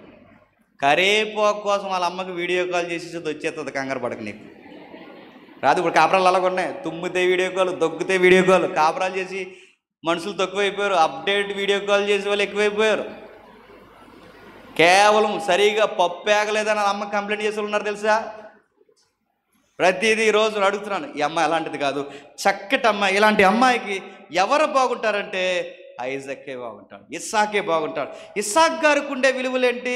ఇస్సాక్ గారికి ఉన్న గొప్ప విలువలు ఏంటంటే, అంత చక్కటి కుర్రాడు, చూడడానికి బాగుంటాడు, ఇస్సాక్ కూడా బాగుంటాడు. ఇంత బాగున్న ఈ అబ్బాయిలో ఉన్న విలువలు ఏంటంటే, అసలు నాకు పెళ్ళి వచ్చేసింది, ఎవరో ఒకరిని ప్రేమిస్తే బాగున్నా అనుకోలేదు. మరేం చేశాడు? నా పెళ్ళి మా అమ్మ నాన్న చేస్తారు. ఏ దేవుడి మీద ఆనుకొని నన్ను కన్నారో ఆ దేవుడి మీద ఆనుకొని నాకు పెళ్లి సంబంధం చూస్తారు. అందుకే ఆప్షన్ ఎవరికి ఇచ్చాడంటే వాళ్ళ అమ్మ నాన్నకి ఇచ్చాడు. ఇంకా ఎంత మంచి కుర్రోడు అంటే ఈ అబ్బాయి, ఒకరోజు ఈ అబ్బాయి పుట్టినప్పుడు, ఆ పుట్టి పెరుగుతున్నప్పుడు దేవుడు పరీక్షించాడు అబ్రహాం. మీకు తెలిసిన స్టోరీ. అబ్రహాం నిన్న ఒక విషయం అడగాలి, ముగించేస్తాను, జాగ్రత్తగా వినండి. అబ్రహాం నిన్న ఒక విషయం అడగాలి. ఏంటి ప్రభువా, నువ్వు నిజంగానే నన్ను ప్రేమిస్తున్నావా అని అడిగాడు. నేను నిజంగానే ప్రేమిస్తున్నాను ప్రభు. నువ్వు నిజంగా నన్ను ప్రేమిస్తే ఈ మధ్య నువ్వు ఎక్కువ ప్రేమిస్తున్న ఒక అబ్బాయి ఉన్నాడు, మీ అబ్బాయి, ఒక్కగానొక్క అబ్బాయి, ఆ అబ్బాయిని ఇచ్చే నాకు. సందర్భం కాకపోయిన ఒక విషయం చెప్తాను. అబ్రహాములో వేరే యాంగిల్ ఒక ఆయన బలి రాశాడండి. ఏమి రాశాడంటే, అబ్రహాము గారు కొడుకుని ఎప్పుడైతే దేవుడు అడిగాడో బలిగా, ఆ బలిగా అడిగినప్పుడు 3 రోజులు నిద్రపోలేదట, 3 రోజులు ఆతృతగా ఉన్నాడట. నేను అడుగుతున్నాను, 3 రోజులు ఎందుకు నిద్ర ఉండడు? ఎందుకు అంత కంగారుగా ఉంటాడు? చాలామంది మనం అనుకుంటాం, నా కొడుకుని చేతులారా నేనే చంపేస్తున్నాను అనుకుని నిద్ర ఉండడు అనుకుంటాం. కానీ ఒక ఆయన విచిత్రంగా రాశాడు. ఏమని రాశాడంటే, నా దేవుడు అడిగిన కోరికను నేను ఎప్పుడెప్పుడు నెరవేర్చేస్తానా అని ఆతృతతో నిద్ర అవ్వలేదట. ఇది ఎక్స్ట్రీమ్ అండి. మనం ఏమనుకున్నామంటే బిడ్డను చంపుకుంటున్నాడని బాధపడుతున్నాం అనుకుంటాం. కానీ వేరే యాంగిల్ ఉంది. ఏ యాంగిల్ ఏంటంటే, నా తండ్రి అంటే నా దేవుని ఇష్టాన్ని నేను ఎప్పుడు నెరవేరుస్తానని అంత ఆతృతున్నాడు. ఎందుకంటే ఆయనకి మాట ఇచ్చాను, ఆ మాట నేను వెనక్కి తీయకూడదు. అది 3వ రోజు త్వరగా అయిపోతే బాగుండు, నా దేవుడికి ఇచ్చిన మాట నేను త్వరగా నెరవేర్చేస్తే బాగుండని అంత ఆతృతగా భక్తుడున్నాడు. అనుకున్నట్టుగానే 3వ రోజు వచ్చింది. సరిగ్గా కట్లు పేర్చారు. ఆ కుర్రోడు అడుగుతున్నాడు, నాన్న అన్నీ ఉన్నాయి, బలి ఇవ్వడానికి గొర్రెపిల్ల లేదు. గొర్రెపిల్ల కన్నా సంగతి దేవుడు చూస్తాడు, కానీ ముందు ఆ కట్లు మోపు ఎత్తుకోరా అన్నాడు. వెంటనే అబ్బాయి ఏం చేశాడండి? కట్లు మోపు ఎత్తుకున్నాడు. ఆ కట్టెలు మోపు ఎత్తుకున్న వెంటనే అబ్రహాం గారు మోయమన్నాడు, మోస్తున్నాడు. అప్పటికి అబ్రహాం కూడా ఎవరున్నారండి? దాసులు ఉన్నారు. అబ్రహాం కూడా ఎవరున్నారు? పనోళ్ళు ఉన్నారు. ఈ పనోళ్ళు మోయమనొచ్చుగా కట్లు. మనకు పని చేసే సర్వెంట్స్ మనకు కూడా ఉన్నారనుకోండి. ఆ సర్వెంట్స్ ఉంటే మన నాన్న మనకు పనులు చెప్తే మనం ఎవరికి చెప్తాం? సర్వెంట్ చెప్తాం. ఆయన మనకు చెప్తే మనం వెళ్ళి అలాగే చెప్తాం, తినంగా మనం పని చేయం. కానీ అబ్బాయి చూడండి, నాన్న మొయ్యమంటే మోస్తాడు, కూర్చోమంటే కూర్చుంటాడు, నాన్న ఏది చేయమంటే అది చేస్తాడు. కట్లు ఎత్తుకుంటున్నాడు. నాకు విచిత్రంగా అనిపించేది తెలుసా, ఆ దేశాన్ని దేవుడు ఎవరికి రాసి ఇచ్చేసాడండి? దేవుడు అబ్రహాముకి రాసిచ్చాడు. అబ్రహాముకున్న ఒకే ఒక్క వారసుడు ఎవరు? ఇస్సాకు. ఇప్పుడు అబ్రహాము గారికి వయసు అయిపోయి చనిపోతే ఎంత పెద్ద దేశానికి వారసుడు ఎవరండి? ఇస్సాకు. అంటే ఇంత ఐశ్వర్యవంతుడు, ఇంత రాజులాంటి జీవితం కలిగిన వాడు కట్టెల మొయ్యమంటే మోస్తున్నాడంటే అది ఆ అబ్బాయి. కట్టెల మొయ్యమంటే మోస్తాడు అంటే ఎంత ఆస్తున్నా తగ్గించుకుని బతికే కుమారుడే ఇస్సాకు. నాన్నని ఎప్పుడు గౌరవించే చక్కటి కుమారుడు ఇస్సాకు. మనకి ఈడిస్తడితే మన అయ్యలకి మన తాతలకి ఎరాకరం ఉండదు, ఆరాకరం ఉండదు మనకి. కానీ మనకి ఎంత బిల్డప్పో. అక్కడికి వెళ్ళి రే కొడి దగ్గరికి వెళ్ళి సరుకులదే అంటే ఈ పోటీగాడు అన్నాడట, నడిచి వెళ్ళమంటావు నన్ను అన్నాడు. విమానం వేసుకెళ్ళి లేకపోతే నాసాలో కొంటాం ప్రత్యేకంగా నీకు. నడిచి వెళ్ళడట. ఇస్సాకుని చూడు. అసలు ఆ దేశమంతా అబ్బాయి పేరు మీద ఉంటుంది నెక్స్ట్. ఎందుకంటే అబ్రహాము, ఇస్సాకు, యాకోబు. అబ్రహాం తర్వాత రికార్డెడ్గా నామినీ నేమ్ ఎవరిదంటే ఇస్సాకుదే. అంటే ఇంత ఆస్తికి వారసుడైన వాడు నాన్న కట్టెలు మోయమంటే మోస్తాడు. మనము మీ నాన్న ఇంత కూలి పని చేస్తున్నాడు, చెయ్యరంటే చేస్తావా? అందొస్తావా? చెప్పిన పని చేస్తావా? ఆడపిల్ల అయినా వింటున్నారండి మాటలు. ఏవా అమ్మాయి, ఆ కాలేజీ బ్యాగ్ అక్కడ పడేసారు, ఎండుగిళ్ళకి అడిగే, రేపు పొద్దు నిన్ను ఎవరింటికన్నా చేస్తే నన్ను అడుగుతారు, పని నేర్చుకోవని అడిగితే ఈవిడ గారు అందట లింగులింగమంటే ఎంత పాస్ అయిపోయి కరోనాలో అందంట. కరోనాలో పాస్ అయిపోయింది, అది పాస్ అవ్వదు అన్నదట. ఈ కరోనాలో పాస్ అయిపోయి ఈవిడ అందట, నన్ను గిన్నెలు కనమంటావా? షెట్ అన్నది. గిన్నెలకి అడగదట, మరి ఏం కడుతుంది? వజ్రాలు కడుగుతావా? మాట ఎట్టినారు చెప్పండి? వినేవాళ్ళు లేరు. ఇప్పుడు వినాలి, అమ్మ నాన్న మాట వినాలి. ఇస్సాకులో ఉన్న బ్యూటీ బాగా వినాలి. ఇస్సాకులో ఉన్న అందం ఏంటో తెలుసా? అప్పటికే వయసు వచ్చిన కుర్రోడు, కట్లు మోస్తున్నట్టు వయసు వచ్చిన కుర్రోడు. ఇంత వయసు వచ్చిన కుర్రోడైనా వాళ్ళ నా చెప్పింది వింటున్నాడు. 40 ఏళ్ళు దగ్గరికి వచ్చినా నువ్వు ఎవరిని చేసుకోమంటే చెప్పండి, వాళ్ళనే చేసుకుంటావు. ఇంత చక్కటి అబ్బాయికి సరైన ఈడు చూడు ఎవరు చెప్పండి? రెబకమ్మ తప్ప ఇంకెవరు బాగోరండి. ఇంక మీ ఈదులో కూడా ఎవరిని సంబంధం చూడకండి, మ్యాచ్ ఎవరు ఆయనకి ఎవ్వరు బాగోరు. రెబకమ్మ మాత్రమే బాగుంటుంది. రెబకమ్మకి ఇస్సాకే బాగుంటాడు, ఇస్సాకుకి రెబకమ్మకే బాగుంటాడు. దేవుడు సంబంధం సెట్ చేస్తే చెప్పండి అంత అందంగా ఉంటుంది జంట చూడడానికి. మనకి దిక్కుమాల సామెతలు చెప్పారు సొసైటీలో. ఆ దిక్కుమాల సామెతలు ఏంటి చెప్పినా, మంచోడికట చెడ్డది వస్తుందట, చెడ్డోడికట మంచిది వస్తుందట. ఎవడు చెప్పాడు? ఎవడో తలకమాసనుడు చెప్పుంటాడు నీకు. మంచోడికట ఎవరు వస్తారట? చెడ్డది. అంటే ఇప్పుడు నాకు మంచి భార్య రావాలని నేను ఏం చేయాలి? తాగేసి నేను డ్రైనేజీలో పడిపోవాలి, ఎందుకంటే నాకు మంచి భార్య రావాలి కదా. మరి ఇప్పుడు నాకు మంచి భర్త రావాలని ఒక అమ్మాయి అనుకోవాలంటే ఏం చేయాలి? ఏదో ఒక చీకటి పని చేయాలా? అడుగుతున్నాను. ఈ సామెతలు బాగు చేసే సామెతలేనవి. బైబిల్ చెప్తుంది, నువ్వు మంచి దానివైతే, నువ్వు రెబెక్కా లాంటి దానివైతే నీకు ఇస్సాకే వస్తాడు. నువ్వు ఇస్సాకు లాంటి వాడివైతే నీకు రెబెక్కమ్మే వస్తాడు. నువ్వు గాలివాడివైతే చెప్పండి గాలిదే వస్తాడు. నువ్వు గాలిదానివైతే చెప్పండి గాలివాడు వస్తాడు. బైబిల్ చెబుతుంది, మీరు దేవుణ్ణి పట్టుకుంటే మీ బతుకుల్ని చెప్పండి దేవుడు పట్టుకుంటాడు. మీరు ఆయన్ని ప్రేమిస్తే ఆయన మిమ్మల్ని ప్రేమిస్తారు. మీరు ఆయనకి ప్రథమ స్థానం ఇస్తే మీ జీవితంలో అన్నిటిపైన మిమ్మల్ని ప్రథమ స్థానంలో చెప్పండి ఆయన కూర్చోబెడతాడు. ఇస్సాకు జీవితాన్ని మనం చూస్తుంటే మనకు ఆశ్చర్యం వేస్తుంది. ఏం చేస్తున్నాడు అబ్బా? 24వ అధ్యాయం చూడండి. 24వ అధ్యాయం త్వర త్వరగా ముగించేసుకుందాం. 24వ అధ్యాయం 62వ వచనం నుండి. ఇస్సాకు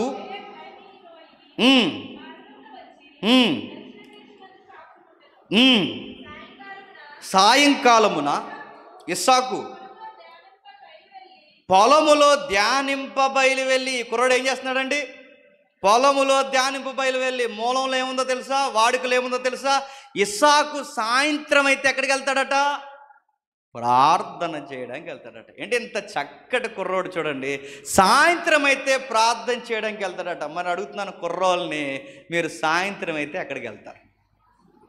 బైక్ వేసుకున్నట సంధ్య వెళ్ళడు, రుయ్యమని తిరిగాడు. తిరుగు, నువ్వు అలాగే తిరుగు, నువ్వు ఈదులో తిరుగు, ఆ ఈదుకు తిరుగు, తిరుగు. ఈదుల్లో కుక్కలు తిరుగుతాయి చూసావా? కుక్కల మాదిరి తిరుగు, ఇలాగే తిరుగు. నీకు కుక్కే వచ్చేద్ది, ఏమనుకుంటున్నావు? నువ్వు తిరిగితే నీకు అలాంటిది వస్తుంది. ఇస్సాకు తిరగడు. సాయంత్రం అయితే ప్రేయర్ లైఫ్. నడుతున్నాను మీ యవనస్తులైన తమ్ముళ్ళకి, అన్నలకు ఎవరైనా ఉంటే సాయంత్రం అయ్యేసరికి మోకాళ్ళ అనుభవం మీకు ఉందా? ఉంటే మీరు ధన్యకరమైన జీవితాలు కలిగిన వారు. గుర్తుపెట్టుకోవాలి. ఎంత వర్క్ ఉన్నా, ఎంత బిజీ లైఫ్ ఉన్నా సాయంత్రం ఖచ్చితంగా ప్రేయర్ లైఫ్ టైం ఇచ్చేస్తాడు. ఇస్సాకు వెళ్ళిపోతాడు. ఎక్కడ ప్రేయర్ చేసుకుంటాడు? మా మమ్మీ ఎక్కడైతే ప్రేయర్ చేసుకునేదో అక్కడే ప్రేయర్ చేసుకుంటాడు, ప్రార్థన చేసుకుంటాడు. సాయంత్రం అయితే, ఒకప్పుడు నైట్ అయితే దయ్యాలు తిరుగుతాయిరా అనేవారు. ఇప్పుడు అర్ధరాత్రులు దయ్యాలు తిరుగుతున్నాయి కాదు, చెప్పండి పోకిరీగాలు తిరుగుతున్నారు. ఏం చేస్తారు? ఇదొకటి తీసుకున్నారండి, అన్ని కాల్సే ఒరే ఇలా కాల్సే అంటున్నారండి. ఎవరిని కాల్చేస్తావు నువ్వు? ఇదిలో ఎవరిని కాల్చేస్తావు? కాల్సే అన్ని కాల్సే, వీడియో గేమ్స్ అన్ని కాల్సే, వేసే అవుట్ వేస్తే బాంబు వేసే అన్నాడు. నిజంగానే ఊరిని కాల్చేసేలా ఉన్నారు రాత్రి నిద్రపోకుండా. ఆడిని కాల్సే, ఈయన్ని కాల్సే.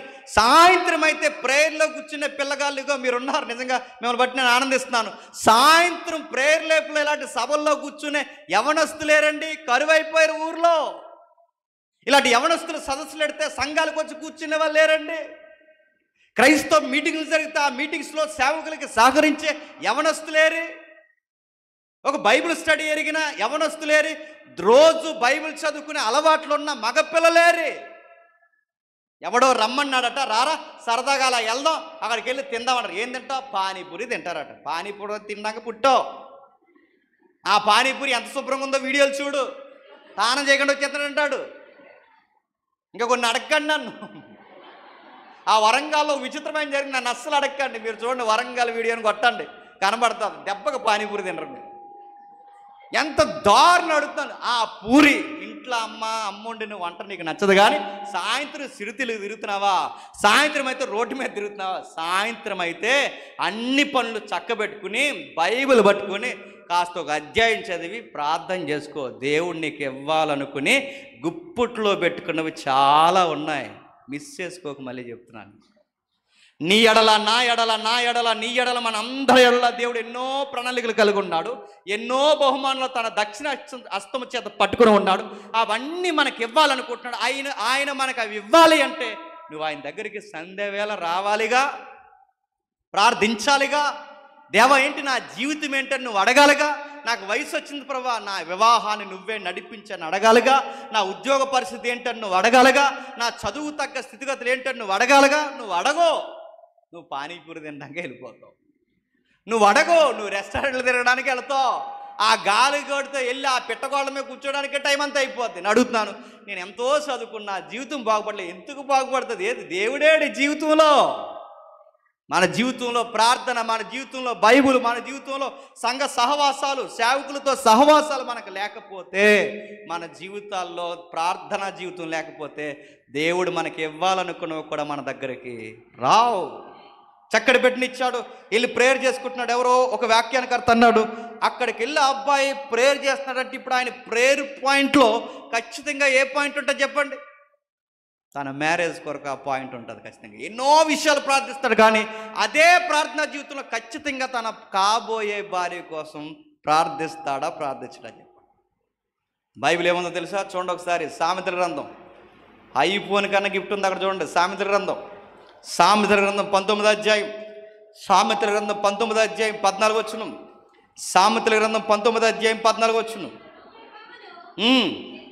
గృహమును విత్తనమును పితరులు ఇచ్చిన స్వాస్థ్యము సుబుద్ధి గల భార్య యెహోవా ఇచ్చు దానము. ఈ గిఫ్ట్ బైబిల్లో ఉంది, గిఫ్ట్. ఇది ఐఫోన్ కన్నా గొప్పది. గుర్తుపెట్టు.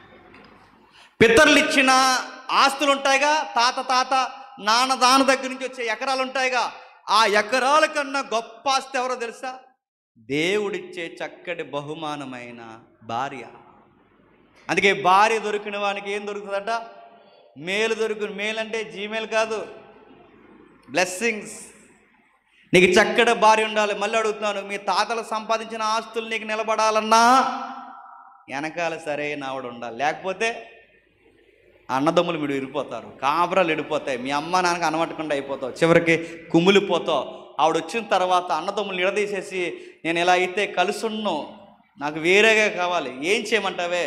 గోడైతే అంటుంది, దడేటే ఎడదీసే. ఆ స్టవ్ వేరు, మన స్టవ్ వేరు. నేను అడుగుతాను, మొత్తం ముఖసెక్కలు అయిపోతావు. చివరికి తాతల దగ్గర నుంచి ఆస్తులు ఆవిరైపోతాయి. గుర్తుపెట్టుకోండి, నీ రెక్కల కష్టానికి కలిసి రావాలి భార్య. రెండవది, ఈ మాట నేను అనకూడదు, రెండవది ఆరోగ్యంతో నీ ఇంట్లో అడుగు పెట్టాలి. ఏదన్నా డిసీజ్తో ఉన్న అమ్మాయి నీ లైఫ్లోకి తెలియకుండా, ఒకవేళ ఏదన్నా ప్రాబ్లం ఉన్న అమ్మాయి నీ లైఫ్లోకి వస్తే అది ఎంత భారం అవుతుందో తెలుసా మగపిల్లల జీవితానికి? బంతులాంటి చక్కటి చెల్లి, బంతులాంటి పెళ్లి కూతురు ఆరోగ్యంతో మంచి బుద్ధితో చక్కటి బహుమానం నీ ఇంట్లో అడుగు పెట్టాలి అంటే ఇలాంటి బహుమానాలు ఎక్కడ దొరుకుతాయి చెప్పండి? దేవుడికి ప్రార్థిస్తే దొరుకుతాయి చక్కటి బిడ్డలు. ఈరోజు చాలామంది మీరు చూడండి, ఎన్నో ప్రాబ్లమ్స్ ఉంటున్నాయి. నీ జీవితం అంతంత మాత్రం, నీ జీతమే అంతంత మాత్రం, నీ ఎదుగుదల అంతంత మాత్రం. మీ కుటుంబమే, మన కుటుంబమే మధ్య తరగతికి దిగునున్న కుటుంబం. ఇలాంటి కుటుంబంలోనికి మనకు కలిసి వచ్చే పిల్ల రాకుండా మనకి భారమై ఏదొక రోగమో ఏదొక ఇబ్బందితో అమ్మాయి వస్తే ఇప్పుడు నా రెక్కల కష్టం అంతా నేను పెట్టుబడి ఎక్కడ పెట్టాలి చెప్పండి? హాస్పిటల్కి పెట్టాలి. లేవు, ఇలాంటి కేసులు లేవు చెప్పండి? తను వదలలేక, తను ఏమీ అనలేక, తను తిట్టలేక, తన మీద ప్రేమను వదలకూడదు, ఎందుకంటే క్రైస్తవులం, ఏమి అనలేక చివరికి తను బాగుండాలని ఎంత ఖర్చు చేస్తాను చెప్పి.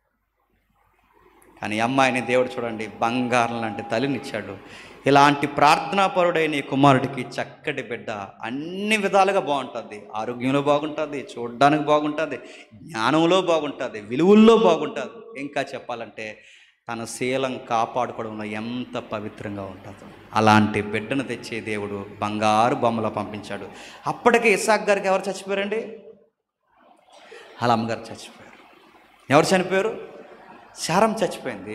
ఇప్పుడు అమ్మ లేని లోటును తీర్చడానికి వచ్చిన ఆ ప్లేస్లోకి ఆ కుటుంబాన్ని నడిపించడానికి వచ్చిన చక్కటి ఇల్లాలు ఎవరు చెప్పండి? శారమ్మ ప్లేస్ని భర్తీ చేసిన చక్కటి ఇల్లాలు ఎవరు చెప్పండి? రెబక్కమ్మ. అలా ఉంటాయి దేవుడు బహుమానాలు ఇస్తాయి. మన పార్కులో కూర్చుని ప్రేమించుకుంటున్నావు అనుకుని ఏమంటారు చెప్పనా, నువ్వు లేకపోతే నేను లేను, నేను నీకోసమే పుట్టాను, నాకు అర్థమైంది ఇంకో 7 జన్మలు ఉన్నా నేను నీకోసమే ఉండేలా ఉన్నాను. ఇన్ని చెప్తారండి సోది కబుర్లు.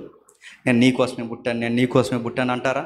సరిగ్గా పెళ్ళైన 3-6 నెలలకి ఇడు అంటాడండి, ఏయ్ ఇంట్లో ఉంటే నువ్వైనా ఉండాలి, తెలుసుకో, ఇంకా అయిపోయింది ఇంకా అంటాడు. మరి పార్కులో 7 జన్మలు అన్నావు కదండి, 7 కాదు గుడ్డు తెలిసిపోయింది అంటాడు. అలా ఉంటాయి, గుర్తుపెట్టుకోండి. చూస్తున్నవన్నీ నిజాలు కాదు, చెప్పండి. వింటున్నవన్నీ నిజాలు కాదు, వాట్సాప్ మెసేజ్ నిజాలు కాదు, లైక్లు షేర్లు నిజాలు కాదు, జీవితాలు ఇవే.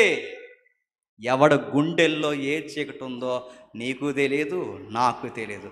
అందరు గుండె స్పందన ఎరిగిన వాడు ఒకడు ఉన్నాడు పైన, చెప్పండి. ఆయనకు పడేడు నీ జీవితానికి ఏ వెలుగు బాగుంటుందో ఆయన ఇస్తాడు.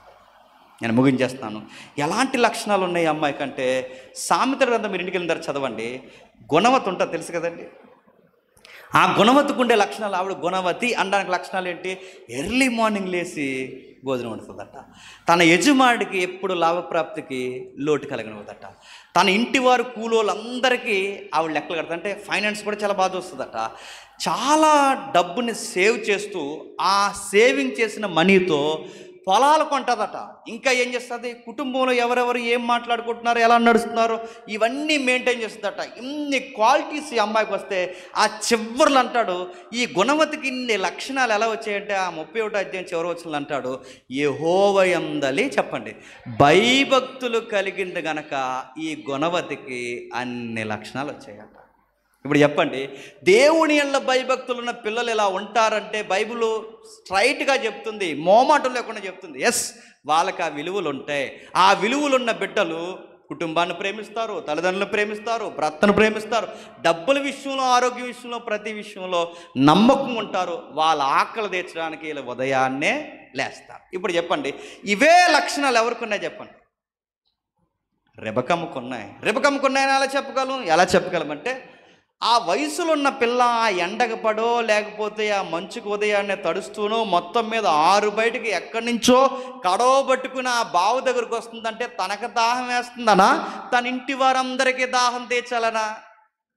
తనకు దాహం వేస్తే గ్లాసు నీళ్ళు చాలు.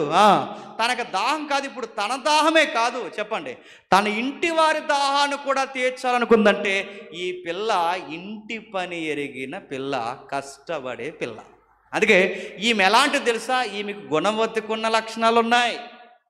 తన ఇంటి వారికి వంట సిద్ధం చేస్తారు, తన ఇంటి వారికి నీళ్లు సిద్ధం చేస్తారు, తన ఇంటి వారికి కావాల్సిన వసతులన్నీ సిద్ధం చేస్తుంది. ఒక్క మాట చెప్పాలంటే, కూతుర్ని కన్న తండ్రికి ఆ తల్లే కన్న బిడ్డే అమ్మలా చూసుకుంటుందంట వాళ్ళ నాన్న, చక్కగా చూసుకుంటుందట భర్తను. అంటే ఇలాంటి లక్షణాలు ఎవరికి వస్తే, ఇదిగో ఇలాంటి యెహోవా యందలి భయభక్తులు కలిగిన తల్లులకు వస్తాయి. అలాంటి చక్కటి విషయాలు వస్తాయి. కానీ మనం ఏమనుకుంటామంటే, నేను ఎవరో ఒకరిని చేసేసుకుని మార్చేస్తాడంటీడు. మార్చేస్తావా? బైబిల్ ఏమని తెలుసా? ఒకసారి చూడు, నేను ముగించేస్తున్నాను. నెహెమ్యా గ్రంథం తీయండి ఒకసారి. నెహెమ్యా గ్రంథం 13వ అధ్యాయం, నెహెమ్యా గ్రంథం 13వ అధ్యాయం 26వ వచనం చూడండి. నెహెమ్యా గ్రంథం 13వ అధ్యాయం 26వ వచనం, చివరి అధ్యాయం అది. ఇశ్రాయేలు రాజు అయిన సొలొమోను పాపము చేయలేదా? అనేక జనములలో అతని వంటి రాజు లేకపోయినను అతడు తన దేవుని చేత, ఆ పదం ఎంత బాగుందో చూడండి, అతడు తన దేవుని చేత ప్రేమింపబడిన వాడైనను ఇశ్రాయేలీయులు అందరి మీదగా రాజుగా నియమించినను అన్య స్త్రీలు అతని చేత సహా పాపము చేయించను. ఇంత బాగా వినండి. సొలొమోను అంటే ఎవరండి? సైంటిస్టులకే సైంటిస్ట్ అయిన, మేధావులకే మేధావి, రాజులకే రాజు, ప్రభువులకే జ్ఞానం నేర్పినవాడు, అధికారులకే ప్రత్యేక. అంతలాంటి జ్ఞాని ఏ విషయంలో దెబ్బ అయిపోయాడట? ఏ విషయంలో నష్టపోయాడట? దేవుణ్ణి ఎరగని వాడితో సహవాసాలు చేశాడు చూసారా, ఆ సహవాసమే తను పాడు చేస్తున్నాడు. ఈడంట ఈ క్రైస్తవుడై ఉండి, దేవుని ప్రేమను ఎరిగిన వాడై ఉండి, ఇంత ప్రేమను తెలుసుకున్నవాడు ఉండి, ప్రార్థనలో గడిపి యూత్ మీటింగ్లో కూర్చుని అన్నీ కూర్చుని దేవుడంటే తెలియని పిల్లను ప్రేమించాడట. నేను అడుగుతున్నాను, సొలొమోనే నిలబడలేకపోయాడంటే నువ్వు సొలొమోను కనుక గొప్పడువా? నేను మార్చేద్దాను. నువ్వు మార్చవరయ్యా చెప్పు, నిన్ను మార్చేస్తారు.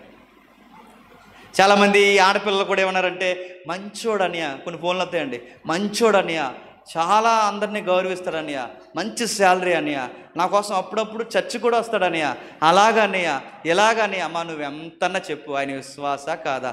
అదొక్కటేననియా, అన్నీ బాగుంటాయమ్మా, అది చాలమ్మా, మొత్తం బాంబే చేయడానికి అది చాలమ్మా అన్నాను. మొత్తం మఠాస్ అయిపోతావమ్మా చాలమ్మా అంటే, అలా కాదని నువ్వు ఎలాగన్నా చెప్పమ్మా, నేను ఈ సలహా ఇస్తానమ్మా.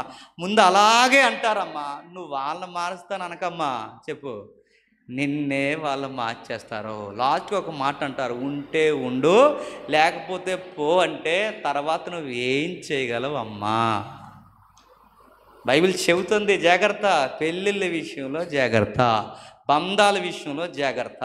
నువ్వు విశ్వాసమైతే బైబిల్ చెప్పింది విశ్వాసనే ఎతుకు. గాడిదకి గాడిదే జత, గుర్రానికి గుర్రమే జత.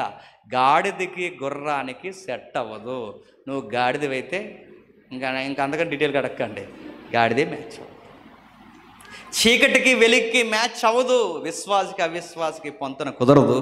బయలుకి ప్రభువుకి సహవాసము లేదు, అవ్వదు, కుదరదు. ఇలాంటి విషయం ఇంకేం తీసుకురాకండి. చూడ్డానికి బాగుంటారు, చూడ్డానికి నచ్చారు, మాట వింటారు, మంచోళ్ళు, ఇవన్నీ బైబిల్కి దూరంగా ఉండే మంచితనం. దేవుడికి నచ్చేంత మంచితనం అది కాదు. దేవుడికి నచ్చే మంచితనం ఏమన్నా ఉంది అంటే రక్షణ జీవితం కలిగి ఉండాలి. రక్షణ జీవితం ఉందా లేదా అదే చూడు. ఆ తల్లి జీవితం కానీ ఆ కుమారుడి జీవితం కానీ చూడండి, చక్కగా ఉన్నారు.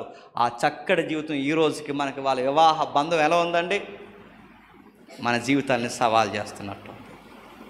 ఇది పాత నిబంధనకే సరిపోయిందా? క్రొత్త నిబంధనలో ఒక మాట ఉంది, నాకు నవ్వు వస్తుంది ఆ మాట చదివితే.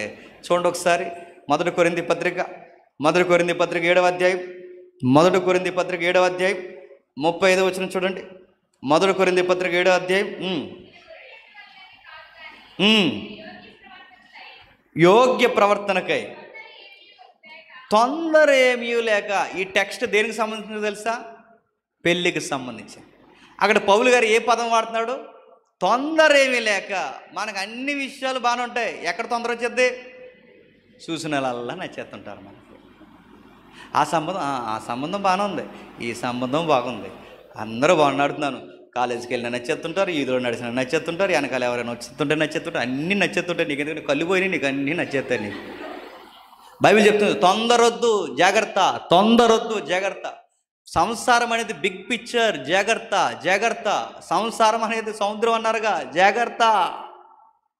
తొందర ఏమొద్దు నీకు. తొందర అంటే మనకి ఎంత తొందర చెప్పినా మనం అంతా చెప్తాం తల్లిదండ్రులకి, వాళ్ళు వద్దురా జాగ్రత్త అంటే వాళ్ళకి తిరిగేసి ఒక ఆన్సర్ చెప్తాం. నీ కళ్ళతో కాదు, నా కళ్ళతో చూడు. నీ కళ్ళతో చూస్తే మావి కళ్ళే, ఏ కళ్ళు చూసినా బైబిల్ చెప్తున్నాడు తొందర ఏమీ వద్దు, ఆగండి. విషయాన్ని దేవునికి అప్పగించండి, తొందర ఏం పడకండి.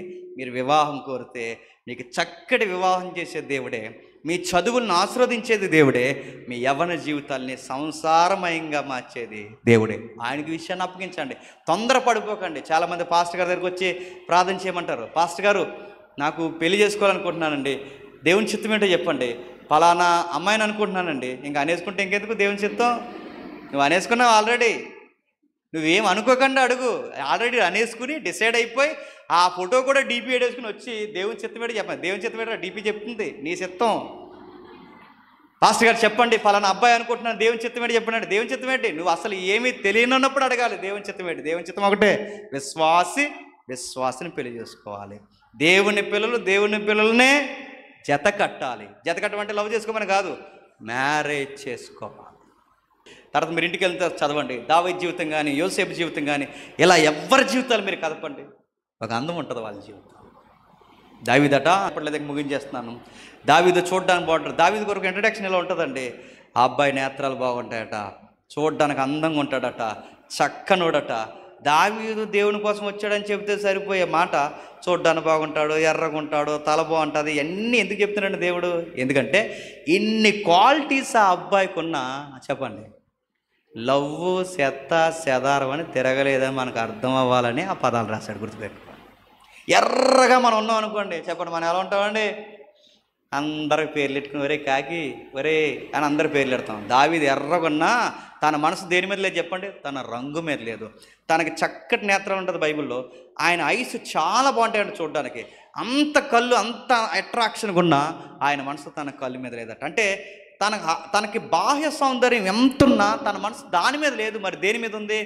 ఆ హృదయంలో ఒకటి లబ్డబ్ అని కొట్టుకుంటుంది. దావీదు హృదయాన్ని ఇలా ఓపెన్ చేసి చూస్తే ఆ హృదయంలో కొన్ని ఆలోచనలు ఉంటాయి. ఆలోచన చెప్పినా ఆ దేవుడు కొరకే ఆ హృదయం అలా కొట్టుకుంటూ ఉంటుంది. అంటే తనకి రంగు మీద లేదు, కళ్ళు మీద లేదు, అందం మీద లేదు. ఆ అబ్బాయికి ఎవరు నచ్చారంటే చెప్పండి? దేవుడే నచ్చాడు. అందుకే ఆ అబ్బాయిని దేవుడు ఎందుకు కోరుకున్నాడు? అన్నీ బాగున్న అబ్బాయికి తన మీద కాదు ప్రేమ, తన మీద తనకు లేదు ప్రేమ, చెప్పండి? దేవుడి మీదకే తన ప్రేమ. అందుకే దావీదుకి ఎలాంటి భార్య వచ్చింది తెలుసా? ఏ శత్రువు ఇల్లు అయితే ఉందో, ఏ శత్రువు అయితే తను చంపేయాలనుకున్నాడో అదే శత్రువు ఇంట్లో నుంచి ప్రాణం పెట్టేంత ప్రేమించే చక్కటి భార్య వచ్చింది. సౌలు కూతురు వచ్చిందిగా. ఆ అమ్మాయి ప్రేమించలేదు, వాళ్ళ అన్నయ్య కూడా ప్రేమించాడు. ఎవరిని? దావీదు. 2 హృదయాలు వచ్చాయి. అంటే మనం దేవుణ్ణి కట్టుబడి ఉంటే దేవుడు సమస్తము చెప్పండి సమకూర్చి జరిగిస్తాడు. అంటే ఇంత ప్రేమ మీకు అర్థమైతే నేను చివరిగా ఒక మాట చెప్తున్నాను. తల్లి ప్రేమ కన్నా, తండ్రి ప్రేమ కన్నా, కట్టుకునే భర్త ప్రేమ కన్నా, భార్య ప్రేమ కన్నా ఎన్ని ప్రేమలు మనలో నిలబడాలంటే వీటన్నిటిని మించిన ఒక అగేప ప్రేమ ఉంది. ఆ ప్రేమను ఎప్పటికీ వర్ణించలేము. ఆ ప్రేమ ఉంటేనే భర్తను ఎలా గౌరవించాలో తెలుస్తుంది, భార్యని ఎలా గౌరవించాలో తెలుస్తుంది, నైతికతకి ఎలా నిలబడాలో అర్థమవుతుంది. ఎందుకంటే ఆ ప్రేమలో మనకు బతుకు పాఠాలు నేర్పిస్తాయి. ఎక్కడుంది? రోమిలికి రాసిన పత్రిక 5వ అధ్యాయం, రోమిలికి రాసిన పత్రిక 5వ అధ్యాయం 8వ వచనం, రోమిలికి రాసిన పత్రిక 5వ అధ్యాయం 8వ వచనం. అయితే దేవుడు మన ఎడల తన ప్రేమను ఎల్లడిపరుచుచున్నాడు. ఎట్లనగా మనం ఇంకనూ పాపులమై ఉండగా క్రీస్తు మన కొరకు చనిపోయాడు. నేను ముగించేస్తానండి. ఇప్పటివరకు మనం ఒక లైన్ మాట్లాడుకున్నాం, దానికి రివర్స్ ఇప్పుడు మాట్లాడుకుంటున్నాం. మనం నువ్వు ఏ అమ్మాయినైనా ప్రేమించాలంటే ఆ అమ్మాయికి ఏమని కూడా చెప్పండి? ఏ లోపం ఉండకూడదు. ఏ అబ్బాయినైనా ప్రేమించాలంటే మనకి ఏముండాలి చెప్పండి? ఏ లోపం ఉండకూడదు. కానీ దేవుడు రివర్స్ అండి. అన్ని లోపాలు ఉన్న మనం ప్రేమించాడట. మరకలు, మచ్చలు చూడడానికి, చెప్పుకోవడానికి ఒక్కటి లేదట. నడినత్తి మొదలుకొని అరికాల వరకు దేవుడికి నచ్చని పుల్లుతో ఉన్నామంట. పోలిగ్గా రాస్తున్నాడు. కళ్ళు బాలేదట, మాటలు బాలేదట, నాలుగు బాలేదట, చేతలు బాలేదట, ఆలోచనలు బాలేదు. ఒక్కటి దేవుడికి ఇష్టపడడానికి మన జీవితాల్లో ఒక్కటి కూడా బాలేదట. పాపులు దేవానికి నచ్చామంటే మీరు పాపాత్ములు అంటారు. మరి నచ్చని మమ్మల్ని ఎలా ప్రేమిస్తున్నామంటే మిమ్మల్ని ఇష్టపడడానికి నా కొడుకుని మధ్యలోకి తెచ్చి చెప్పండి భలేసి ఆ రక్తంతో మిమ్మల్ని కడిగేస్తాను రా అన్నాడు. మనం ఎవరినైనా ఇష్టపడితే ఏం చూసి ఇష్టపడతామని చెప్పినా వాళ్ళంతా బాగుంటే ఇష్టపడతాం. కానీ మన ప్రేమకి దేవుని ప్రేమకి చాలా తేడా ఉందండి. మన ప్రేమకి దేవుని ప్రేమకి చాలా తేడా ఉంది. ఆయన ప్రేమించాడు. ఏం చూసి ప్రేమించే ప్రభు అంటే మనలో చూడడానికి ఏమీ లేదు. ఏముందండి? మన మాటలు మంచివి కాదు, మన కళ్ళు మంచివి కాదు, మన ఆలోచన మంచిది కాదు. ఓ తమ్ముడు అంటున్నాడు, అన్న నేను ఎంత చర్చలో కూర్చున్నా నా ఆలోచనలు చాలా ఘోరంగా ఉంటున్నాయి, ఆ థాట్స్ మా అమ్మ నాన్నకు చెబితే నన్ను నరికి పోగులెట్టేస్తారు అన్నాడు. అయినా దేవుడు ఈ రోజుకి నన్ను ప్రేమిస్తున్నాడన్న, ఈ రోజుకి నన్ను భరిస్తున్నాడన్న, ఈ రోజుకి నన్ను సజీవ లెక్కలు ఉంచాడన్న. ఈ రోత హృదయం పోయి దేవుడు నూతన హృదయం ఇవ్వాలన్న కొరకు ప్రార్థన చేయండి అన్న. అంటే ఎన్ని లోపాలున్నా ప్రేమించేది మొదట దేవుడైతే రెండవది నిన్ను కనిన మీ అమ్మ నాన్న. గుర్తుపెట్టు. ఈ రెండేనండి స్వచ్ఛమైన ప్రేమలు. ఇంకా సొసైటీలో ఇంకెక్కడ ప్రేమలు ఉండి గుర్తుపెట్టుకో. ఒకటి ఎన్ని లోపాలున్నా ప్రేమించేది నీ దేవుడు, రెండవది నిన్ను కనిన మీ నాన్న మీ అమ్మ. ఇది కాదని దయచేసి మీ అందరికీ చెప్తున్నాను, తమ్ముళ్ళకి, చెల్లెళ్ళకి, అన్నలకి, అక్కల్లాంటి వారికి అందరికీ చెప్తాను. ఇది కాదని మీరు బయటికి దాటి ఏదేదో రంగుల జీవితాలు అనుకున్నారో ఇది జీవితం అండి. ఒక్కసారి సిరిగిందో అతుకే తప్ప నువ్వు దానికి ఎన్ని మాస్కులు వేసినా మళ్ళీ అందం రాదు. ఒక్కసారి జీవితం పాడైందో దాన్ని మళ్ళీ మనం బాగు చేయలేం. జీవితం అనేది గాజు పాత్ర లాంటిది అన్నారు కవులు. ఒక్కసారి పడిందో మళ్ళీ దాన్ని అతికించడం చాలా కష్టం. అందుకే జీవితం అనే సున్నితమైన నీటి బుడగ లాంటి జీవితాన్ని దేవుడే ఇచ్చాడు, దేవుడికి అప్పగించాడు. దేవా, అన్ని ప్రేమల కన్నా గొప్ప ప్రేమ కనబడుతుంది, మా కొరకు ప్రాణం పెట్టాం చాలు ప్రభువా. మా జీవితాన్ని ఇంతగా నువ్వు కేర్ తీసుకుంటున్నావంటే నా లైఫ్లో ఏ టైంకి ఏం జరగాలో నాకన్నా బాగా నువ్వు ఆలోచిస్తావు ప్రభు. నీ దగ్గరికి నేను రావడానికి పాపాలు అడ్డు వస్తున్నాయని నువ్వు ప్రాణమే పెట్టావంటే నా కోసం ఎంతకన్నా బాగా ఎవరు ఆలోచిస్తారు? తల్లిదండ్రుల ప్రేమకు కూడా ఒక బార్డర్ ఉంటుందండి, అంతకుమించి రాలేదు. నన్ను అడిగితే తల్లిదండ్రుల ప్రేమ కూడా కొంతవరకు ఉంటుంది, కానీ తల్లిదండ్రుల ప్రేమ కన్నా ఎక్కువ ప్రేమ ఎవరు చెప్పండి? ఆగాపే ప్రేమ మన ప్రభు ప్రేమ. ఆయన ఎంతగా ప్రేమిస్తాడంటే నీకు ఏ తల్లిదండ్రులు ఉండాలో ఆయనే ముందు డిసైడ్ చేశాడు. నువ్వెంత వెయిట్ ఉండాలో, ఎంత రంగు ఉండాలో, నీ తల, నీ అరుకాలు ఎక్కడ ఎలా ఉండాలో, నీకు ఎంత నాలెడ్జ్ ఉండాలో, నువ్వు ఎలాంటి ఫ్యామిలీలో మొత్తం డిసైడ్ చేసి నేను పుట్టించుకుని నేను ప్రేమిస్తాను ఒకే ఒక్క ప్రియుడు, నీ కొరకు కలవరగిరిలో చనిపోయిన ప్రభు అయిన యేసుక్రీస్తు. ఈ ప్రేమను దాటి ఎక్కడికి పోకండి, ఆయన దగ్గరికి రండి. బాధ వచ్చినా ఆయనకే చెప్పుకోండి, సంతోషం వచ్చినా ఆయనకే చెప్పుకోండి, చదువులైనా ఆయనకే చెప్పుకోండి, ఏదైనా ఆయనకే చెప్పుకోండి. మన జీవితాన్ని ఆయనే బాగుపరిచి మహిమపరచునుగాక. ఆమె రేపకమ్మలు ఈ సంఘంలో ఉండాలి. ఇస్సాకులు లాంటి వారు ఈ సంఘాల్లో ఉద్భవించాలి. ప్రభు అయిన యేసుక్రీస్తు లాంటి ఉత్తమ మాదిరికరమైన జీవితాలు ఈ సంఘంలో ఉద్భవించాలి. దేవుడు మిమ్మల్ని అందరినీ దీవించునుగాక. ప్రార్థన చేసుకుందాం.